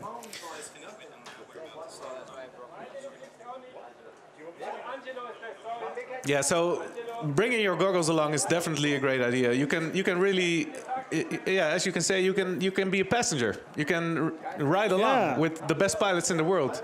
It's amazing, amazing experience. Just make sure that to hold on to something because you can get a little bit dizzy on these speeds. Yeah, these guys know how to do it and at speeds. So semi-finals, 10 seconds big countdown. heat is coming. But I think it is going to happen. As you can see, there's only 2 starting blocks lit up in green for Air Carvers Germany. 2 of their pilots are out. They're flying without Felschler and Waal. So it is all in the hands of Hackel and Maibaum, and they have to be first and second here. They have to be first and second, and they have to hope that not all of Quad Force 1 get to the finish. Otherwise, the finisher points won't be enough when it comes to a heat points decider. For now, though, let's ride. Up front, it's blue. It's Quad Force 1 in first and second. Then we have Aircraft Germany in third, in shape of Hackel, I think, and then Maibaum is fighting it out with Ibanez. Campbell is still in this, but a long way behind. Felschler and Waal, of course, they're not featuring it as their drones did not start a race. At the start of things, on board with Maita Maibaum, who's got a Quad Force 1 drone in front of him. And Quad Force 1 starts this part of the circuit in the lead, and it is looking all blue, all American, and an all blue grand final. Dark blue for Next Blades, light blue for Quad Force 1. Wow, somebody passed that finishing gate of speed. I think they've still got, I think it's Campbell who's still going around the final bit of it. Either way, first, second, and third. Oh, there's Campbell coming home. First, second, and third. Quad Force 1. 3 more points for them. 3 more finisher points for them. They go to the grand finals. We've got Next Blades against Quad Force 1, a final that is delivered again and again and again. And here in our first drone prix of Lake Zurich, we've got another one to look forward to. But commiserations, Air Carvers Germany, their best result of the season so far. Great sportsmanship between them. Like you said, Matt, 3 blue drones right here in the front, making their way to the Red Bull gate. And I think Quad Force 1 right here, are they sure that they made it or aren't they sure that they made it? I think right now they are sure that they made it. And let's have a word with the man we see on the left here, Evan Turner.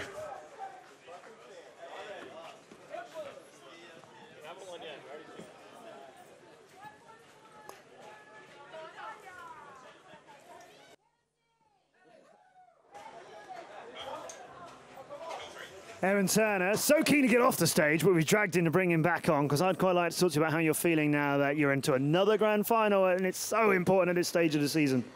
Well, with bad luck in qualifying, it felt really good to get the big win heat here, but we're excited to go in qualifying and we're focused and ready to do well. So we've already talked on the show tonight about how you went into qualifying with this plan to meet Rotorama in the quarterfinal and deal with them early.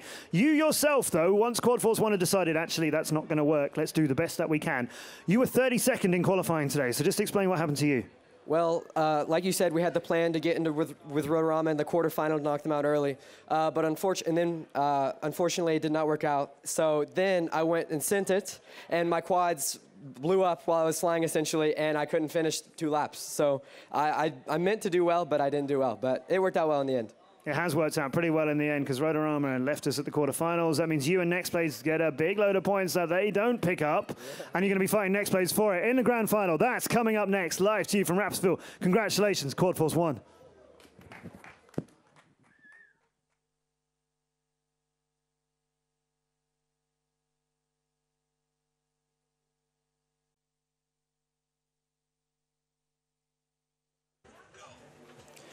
Grand final time awaits us here on our first Drone Prix in Lake Zurich, and there are Next Blades Racing getting ready for it. This is our pit area that you can visit if you're here on site. You can go and see what the pilots are doing. And as you can see, actually, that is our copter check-in. So that's not their own pit tent. That's the one nearby where they are handing their drones for our grand final into our stewards, our regulations team, who are checking everything is within regulations. We have a few rules that they have to follow, as you would expect. Yes. In any professional sport, the drones have to weigh between 780 grams and a kilogram. There has to be at least a minimum size, those kind of things. Yeah. Also, what they're doing is they check battery voltage. You're not allowed to overcharge your battery, so that's what they're doing right here. As we can see, they're testing the batteries and checking the voltage on the batteries. Luke Bannister looking a little bit stern-faced as he walks away there. There's Gary Kent, who I know was a bit worried about the number of quads that he had. You can bring between 3 and 5 with you to every one of our Drone Prix. And he was mentioning after he completely wrecked one earlier on today in qualifying, the whole limb was missing from it after he'd collided it with a tree. And bear in mind, you know, this is carbon fiber, so these things aren't that easy to snap. No, they're not. No. He definitely wiped one of his out of existence earlier on today, and he was saying after that, I'm a bit worried about how many I've got. So I'm not sure whether he'd had a couple of other mishaps. But it's 2 drones you bring to every round, so you can bring between 3 and 5 to the whole event. But then obviously they need 1 for the single heat of the grand final and another for the big heat. And there is Andy Marakilian on the left, and that was his dad, Serge Marakilian, who's the captain, manager of the team, walking away. That's the back of Alex Campbell, who's got his drones ready, and he's just quickly getting his into the respective places for the teams before copter check-in closes for them at grand final time. It's all a bit frantic down there, Martin. These are teams who've been quite chilled and quite relaxed, but stuff's got to be ready to fly. Exactly, yeah. So right now they're urged to rush. Every pilot brings 2 drones. So one drone is the single heat. That's the drone that we see on the far right side there, and we have a second drone that's there for the big heat. So each pilot has to make sure to bring enough, especially once you make it to the final. You've done a lot of races, you know, and hopefully not too many crashes. These teams more than most others in terms of number of races as well. That was our trophy for the World Championship on the stage. It's been Next Blades. It may continue to be Next Blades. If they can beat out Quad Force 1 here in this final, that'll be a big help to them. But Quad Force 1, who are 50 points behind Next Blades prior to this Drone Prix, they would love to win this thing because they'll get 30 more. It's 30 points between first and second. So Next Blades Racing have handed their drones in. I think Quad Force 1 have handed their drones in. So they were next to the stage. Let's bring them onto it. We'll start with these guys from the UK.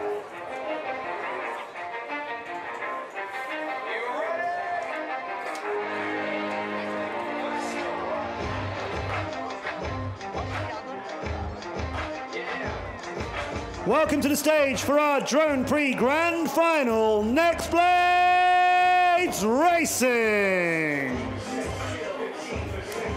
Brett Collis onto our stage. Alongside him, like I said, do you agree with me, Martijn? Was that the slightly stern-looking Luke Bannister? It looks a little bit serious. Yeah. I think he's focus with him. There you go. There's the smile. No, he's not. All right, now he's back in the fun and games. Well, here comes a team onto the stage, full of confidence. They know they've got a challenge ahead of them, but they're ready for it, and they are the Americans.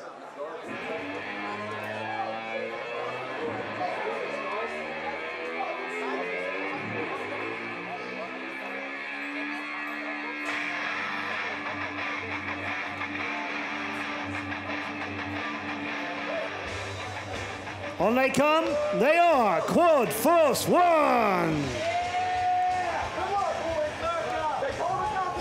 Respectful wave and chat from Alex Campbell to the opposition on the other side of the stage for him. Evan Turner, they're lining up on this side of the stage now.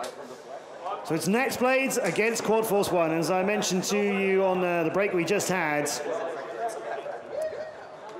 this tends to only go one way. This is how they got there, though. Next Blades racing into our grand final after knocking out our Aussie wildcard team, Team FPVR, in the quarterfinals and then sending Swiss Black Kites out of their semi. Quad Force One, meanwhile, they came via knocking out China Dragons in a bit of a one-sided quarterfinal and then met Air Carvers Germany. Nobody's done that in a semi-final before. Air Carvers Germany thrilled to get to that stage. Quad Force One beat them out. It was a little bit closer than they would have liked it to have been. It's Next Blades racing against Quad Force One. This does tend to happen. They have met in 5 of our 8 previous Drone Prix, 4 times in a grand final. And it's always Next Blades who wins. So, Quad Force One do not want to concede any points to Next Blades Racing here. One of these teams will get 250. One of these teams will get 220. And the World Championship awaits them tomorrow. Gary Kent has Evan Turner, 2 great pilots. Heads Up FPV against Justice FPV. Loads of experience in the hands of both of these guys. Absolutely. I have to say, all of these pilots are super well matched. We're up for some amazing racing here, man. Okay, so we'll start at the front of our starting blocks with the slowest pilot in qualifying for each team, who are the nevertheless super fast Evan Turner and Gary Kent. Away we go to start our grand final. Turner in the lead, Kent some way behind him, about half a second between them. Out through the latch gate they go. Turner and Kent, it should be a scrap to the death. The McDonald's gate, 2 different routes. It's still Turner in the lead as they come out of that and head towards Sayat. Around by that pylon, around through the gate. Turner still in the lead over Kent as they'll come on to start lap number 2. Turner in the lead as he's remained all the time. Around the pylon, it's still half a second between them. Kent looks like he's closing in on him, but the gap remains the same. Around the pylon in front of the castle they go. Kent's still with him, and he's coming out of the pylon turn much wider than Turner, with a little bit of speed and a little bit more of a gap between them, though. Turner's slightly more direct and smoother route keeps him in the lead as they come up to the final bit of this now. Kent's got Turner still in front of him as they'll come over the top of the Breitling gate, and Turner come through it. It's 0.63 of a second. Turner is down. Kent is in the lead. Turner looks like he's out of this at the last part of it. Kent comes around, finds the crash gate, and the first point goes to to Next Blades Racing. Because Evan Turner didn't manage to make one of the final turns. He's asking his teammates, he's not entirely sure where the drone ended up, what entirely happened to it. That was a race that was all his. It's down there. How did it get there, Martijn? Yeah, let's take a look at it here. This was the last time he had to take this gate. And look at that. Just a connection loss. No video. No video as he was going over the split S turn into the Breitling gate. Are they going to protest that? Yeah, I'm quite sure. I already see here in the slow-mo, I already see Sir Americilian waving the flag. Waving the protest flag. Yeah, the protest has gone in, so clearly Evan thinks that was some issue that wasn't relating to his drone, and it was a peculiar one. Lucas Bowerman's on our stage to confirm. Protest from Team Quad Force for technical issues, no rerun. No rerun granted. Okay, so that's... Can we protest a protest? A very quick decision. I saw some lip reading. I will not. I will not pronounce what Evan Turner was saying there. It seems after that crash and after it had gone down, the drone rebooted itself, which would suggest that it was drone. And I think that's the conclusion our team have come to after studying after the crash, because obviously they've got a chance to see more than we do. So it doesn't look like there'll be a rerun. It looks like that protest handed in came to nothing very quickly. We go to single heat number 2 between Timothy Trowbridge and Alex Campbell, 2 big names in the worldwide sport of drone racing. Away in light blue is Alex Campbell, 0.02 of a second ahead of Timothy Trowbridge, but Trowbridge has the turn, the Breitling and Lax gates, and the pylon all in the lead over Alex Campbell. Around they come towards McDonald's gates. One side for Trowbridge, one side, the other side for Campbell. 0.4 of a second between them. We've seen Campbell catch up a lot in the last part of races, but he is down here. Trowbridge is all over, high and low, near the big tree, trying to find the crash gate, and he does, because he knows Campbell is done. They could protest that as well. I don't think there's a limit to how many protests they can hand in during single heats. And the wind's starting to go out of Quad Force 1's sails right here. Yeah, unfortunate crash there by Alex Campbell. He went through the McDonald's gate there, but I think he clipped a tree here. Yes, He's very, very low. Very low. Possibly even a wall, to be honest. No, I think you're right. It's the bush in front of the wall. Immediate disconnection. I think he never even saw it. That is likely in the water. I would say so. Yes. I hope they can retrieve it. I'm sure there's someone out there with a boat. Checking his video picture now, there's still something coming in. It is absolutely terrible, but there is still something alive out there.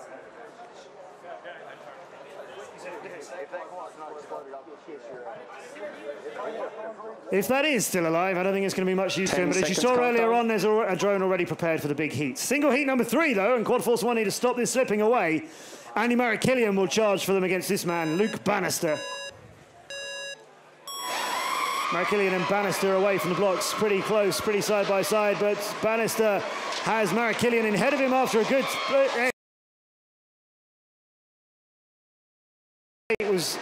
He either hit the lat skate or hit something immediately afterwards. Bannister's been told he can wrap this up. This is a terrible grand final for Quad Force 1. He looks across the stage at his opponent, Andy, to find out what's happening. Alex, you can still see smiles on their faces, even though there's 3 points against them here. And we've seen that before from Quad Force 1. We've seen them having a grand final slip away from them to next blades, but still enjoying it, still doing it all in good spirits. Martin, talk us through this. It's a little bit of a domino effect right now. We see some problems on Quad Force 1's behalf, clipping the Lex gate here.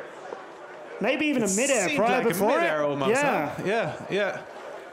That's why they're not protesting it, I think, because that is just a racing incident right there.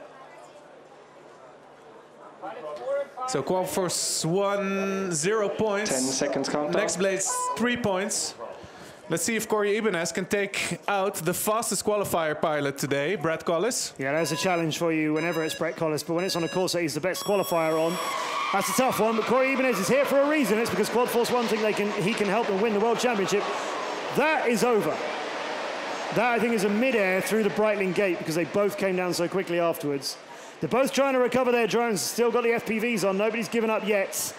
There's Corey Ibanez live on our stage, still fighting to get his in the air.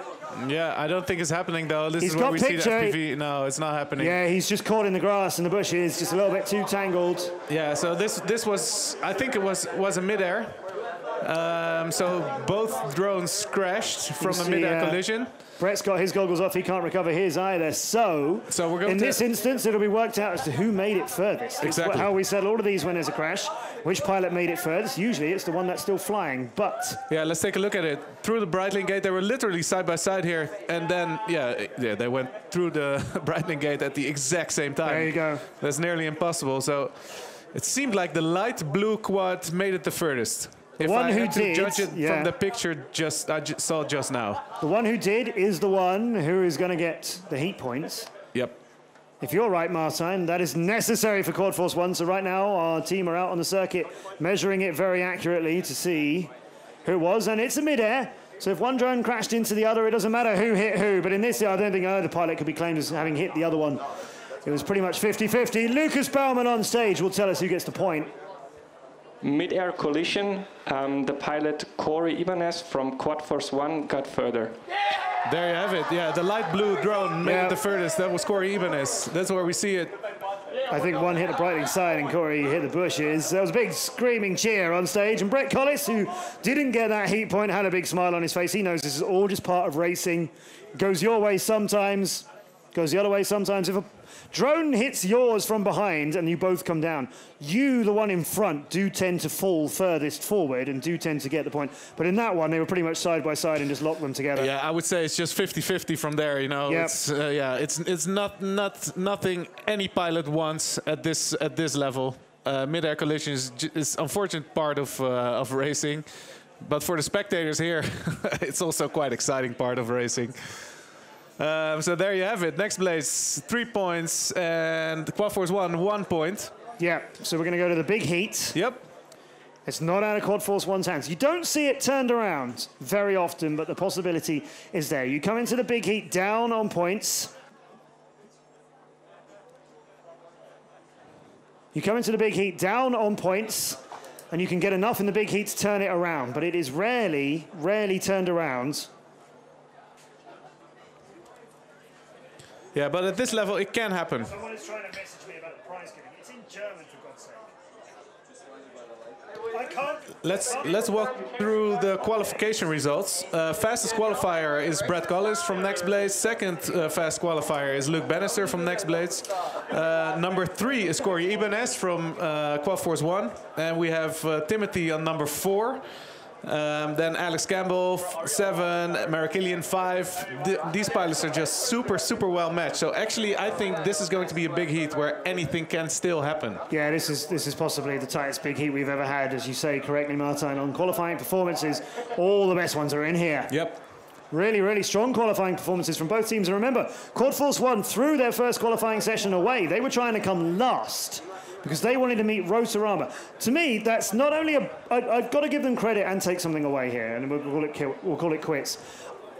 It's a brand new tactic we've not seen in the DCL before, to try and change your qualifying position to meet a team you specifically want to meet as early in the competition as possible, to do as much damage to their point scoring. Nobody's done that before. That is a huge tactic. However, Rotorama are not usually first in qualifying. That was not going to happen.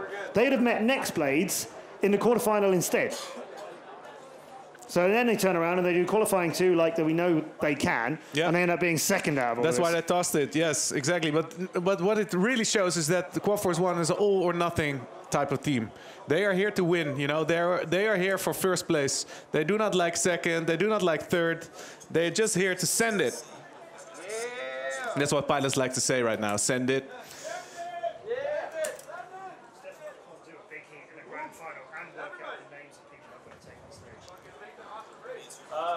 Timothy Throwbridge right here, focused and ready. So these pilots, they have different styles, you know. Luke Bannister in the back there and Brett Collis, they like to sit and fly. And Timothy, he likes to stand up. I never liked that, actually, to stand up. I would get dizzy. It would just throw me off completely. I would start moving around, fall over. I prefer to sit. And also, we have some pilots that actually listen to music. But also, there are some pilots that really like to hear us. They like our commentary. Yeah, they do, which is why live on our stage they can hear what we're up to as we take them into the big heats of our grand final. Our brilliant team there arming the drones, signaling to the pilots to spin them up, make sure everything is working correctly. We have video pictures across everyone. We have props that spin. We look like we're ready to go as our starting blocks are full of light blue and dark blue drones. Light blue on the left-hand side, Quad Force 1. Need to make it count right here in the big heat. Right-hand side, Next Blades Racing. In front of them, in points right now. In front of them, in the World Championship leaderboards. 10 seconds countdown. Lucas Baumann tells us that the drone prix of Lake Zurich for today is about to get sorted out, ladies and gentlemen. Give them your support live here in Rapperswil as these 8 incredible pilots take to the air. Quad Force 1 have to come in first and second here, and we light up Rapperswil as they go to the Breitling Gate, and it is Quad Force 1 in first and second through that. But Next Blades Racing start to fight it out with them as we come around the castle turn towards the McDonald's Gate. Now it is Next Blades Racing chasing down Quad Force 1. One, but chasing them in numbers. Evan Turner has the lead. Trowbridge and Collis are in behind him. Bannister has come into the crash gate. He's into the top of it. I think he's come down and landed on the roof of it. Not really sure why he needs to be there right now, because where he should be is fighting it out and holding on to a lead. Turner's fighting it out with Next Blades Racing. Through the McDonald's gate they come. Around towards the Sayat turns, and Next Blades Racing take the lead. Evan Turner takes it back from him through the Sayat gates. They'll come across the water, and Turner's got it all to himself now as Next Blades Racing seem to have fallen out of this. Quad Force One up front in first, but they need to be second as well. It's looking like a dark blue drone for Next Blades Racing is there instead. One of them is home. Who is in second? Next Blades have missed the finish, unless he's dropped it in. Quad Force One have missed the finish. That's definitely hit the side of the crash gate. He might recover it and get it home, but right now it is very unclear, live to you in Rapperswil, who's got points for first and who's got points for second. A lot of confusion on stage. We know that some pilots didn't make it to the end. We know that some pilots made it to the end, but did not bring it home into the crash gate. Luke Bannister was somewhere around the crash gate very, very early in that. I don't think he really got to feature in it. Here's Brett Collis's view over the water is very close to a mid-air and then possibly took one. It was between him, I think, and Evan Turner, and Brett Collis did leave us at this stage. Lights out look for Brett Collis. His drone just died. Yeah, it did. Yeah. Protest flag, not a surprise there for Brett. His drone just completely lights out, said goodnight and dropped out, and that surely is in the water. That is definitely over the water section there, and if that carried on straight where it was, that is in Lake Zurich. So protest waived by Brett Collis. Now they're confirming as a team whether they definitely want to hand that protest in. I would have thought they kind of don't need to. Because unless Quad Force One came in first and second, Next Blades Racing have won this anyway. Yeah, so a lot of confusion going on stage right now. So what happens now is that the organization, we have a beautiful team of spotters that are looking at every individual pilot. And that's what they're doing right now. We see Next Blades standing strong together. Yep. And we are waiting for the final decision to be made by the organization. Quad Force One on our stage there, thinking they might still have a shot at this. Brett just demonstrating that his quad just went boom! Boom for Brett. Such respect between these teams and everybody else that we have here in the Drone Champions League. Oh, Luke's doing the boom as well. Yeah, these are two teams who I think are not quite sure. Oh, look, we were like that, and we were like this, and then you were like that. I think Next Blades Racing don't entirely know what happened to Brett's drone, but I don't think Quad Force One took enough from them there, and that is looking like confirmation that Quad Force One did get the win in that big heat, so they got 1 heat point for that, but they needed a second by coming in second, and I think Next Blades Racing interrupted that in the shape of Timothy Trowbridge. I'm seeing on our timekeeping that there were only 2 actual confirmed finishers. Evan Turner for Quad Force One won it, but Timothy Trowbridge is second.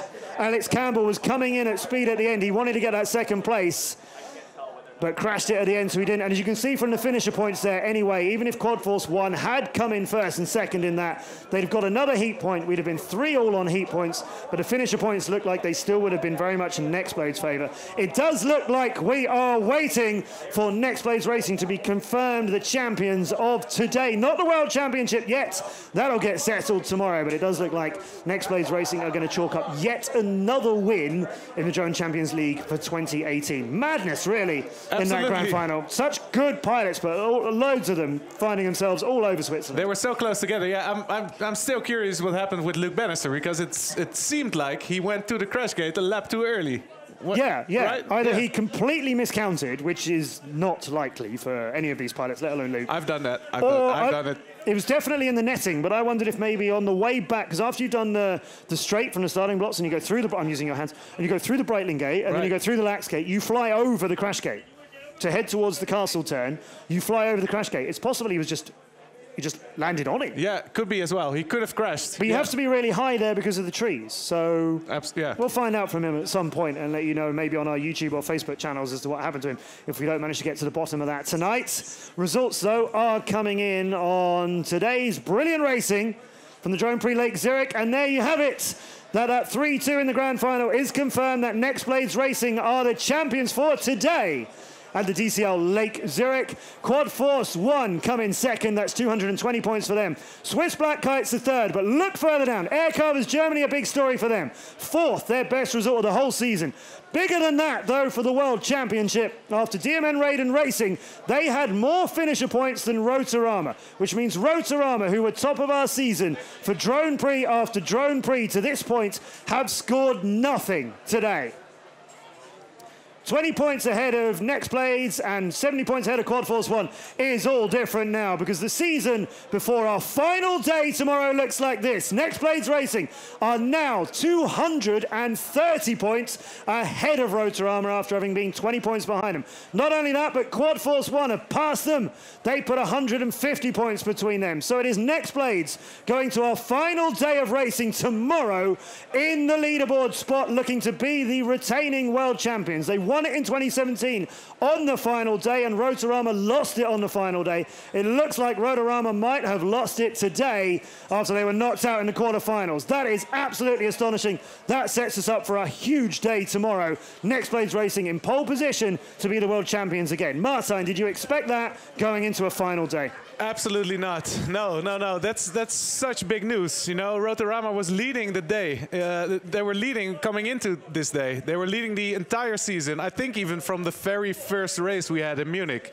And right now they dropped 2 places. Right now they are third, and there's a very big drop in points as well. There's such a big gap right now between Next Blades, Quad Force 1, and Rotorama. So I am actually super curious to see what they are going to do in the final race that we're going to have tomorrow. And Next Blades, it's amazing work from them. They are now leading this season, as they did last year. Man, I did not expect this. I definitely did not expect this, but I think it's all coming together. And tomorrow we're going to have a very exciting grand final where anything can still happen.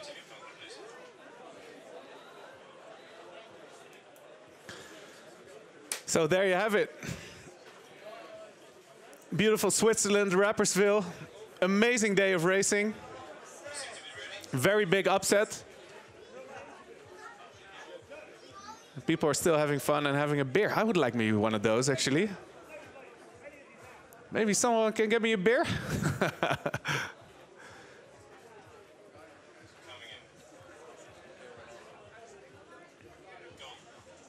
So before we present you with your trophy from today, Brett, congratulations. How does it feel to be the champions of our first race here in Zurich?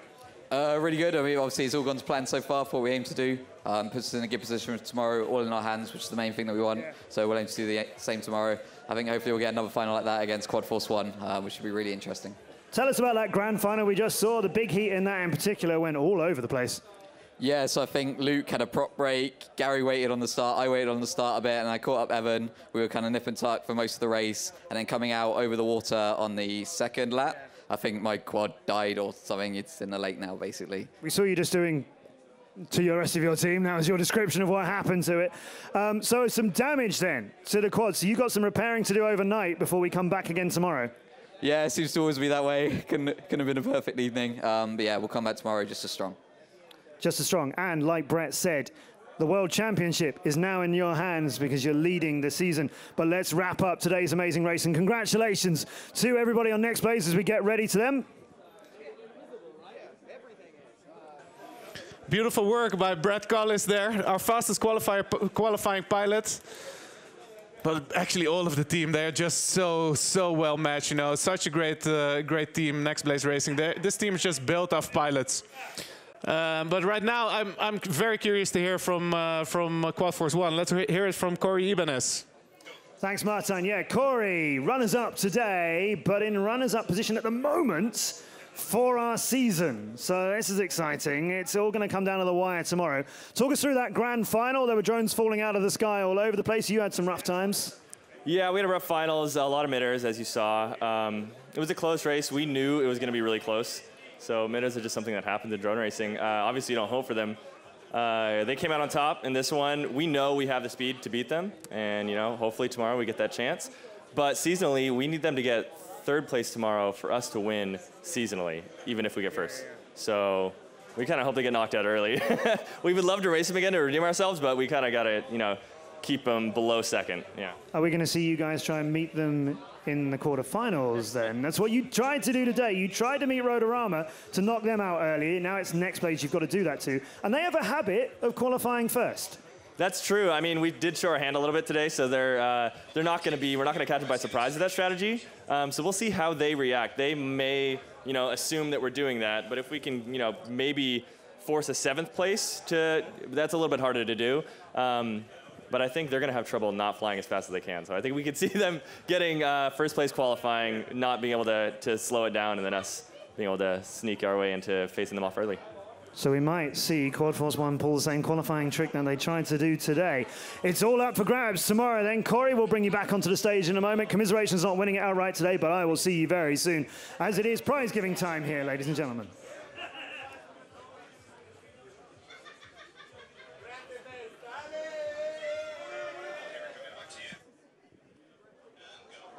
So here on our stage at the incredible Drone Prix Lake Zurich, thanks again to everybody in Rapperswil for making us so welcome. We hope you've enjoyed the incredible racing that the best drone racing pilots in the world can bring you. Time to bring some big names to our stage. Would you please first put your hands together and welcome our 3rd place team after the incredible Drone Prix this evening. Please welcome the Swiss Black Kites.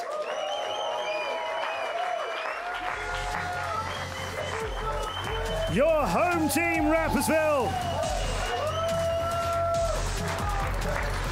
The Swiss Black Kites, a great performance from them today, and to present their prize for 3rd, please welcome Roland Manhart of Stadtrat Rapperswil Jona and Benedict Batt.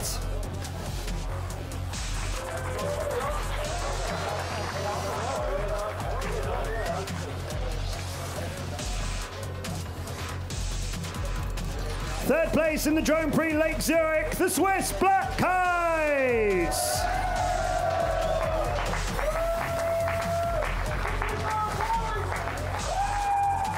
And now please welcome our runners-up. They are Quad Force 1.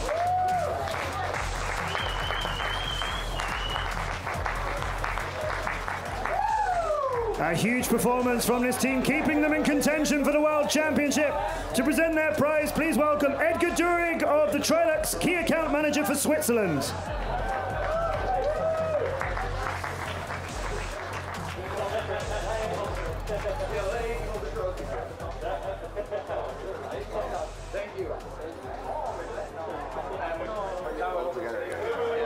And the champions, beating out these guys, Quad Force 1.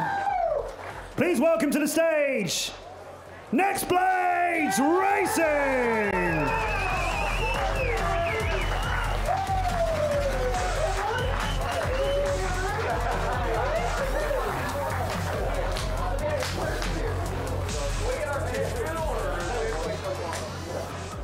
Congratulations to the guys, Gary Kent, Luke Bannister, Timothy Trowbridge, and Brett Collis, who win here. And to present their prize, please welcome Christelle Gasher of McDonald's Marketing of Switzerland.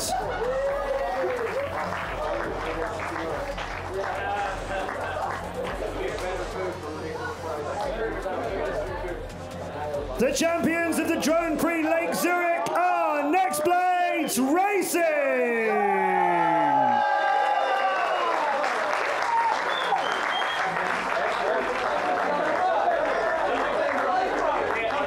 Next Blades Racing win out our first of our 2 Drone Prix here at Lake Zurich. We will be back again tomorrow with racing at the same time, and a world champion will be crowned at the end of it. Will it be Next Blades Racing again? Will it be Quad Force 1 beating them out on the final day? Or will Rotorama come back and make a miracle return and take the title? Thank you everyone for joining us tonight. It's been a pleasure being with you. Join us again tomorrow for the TCL.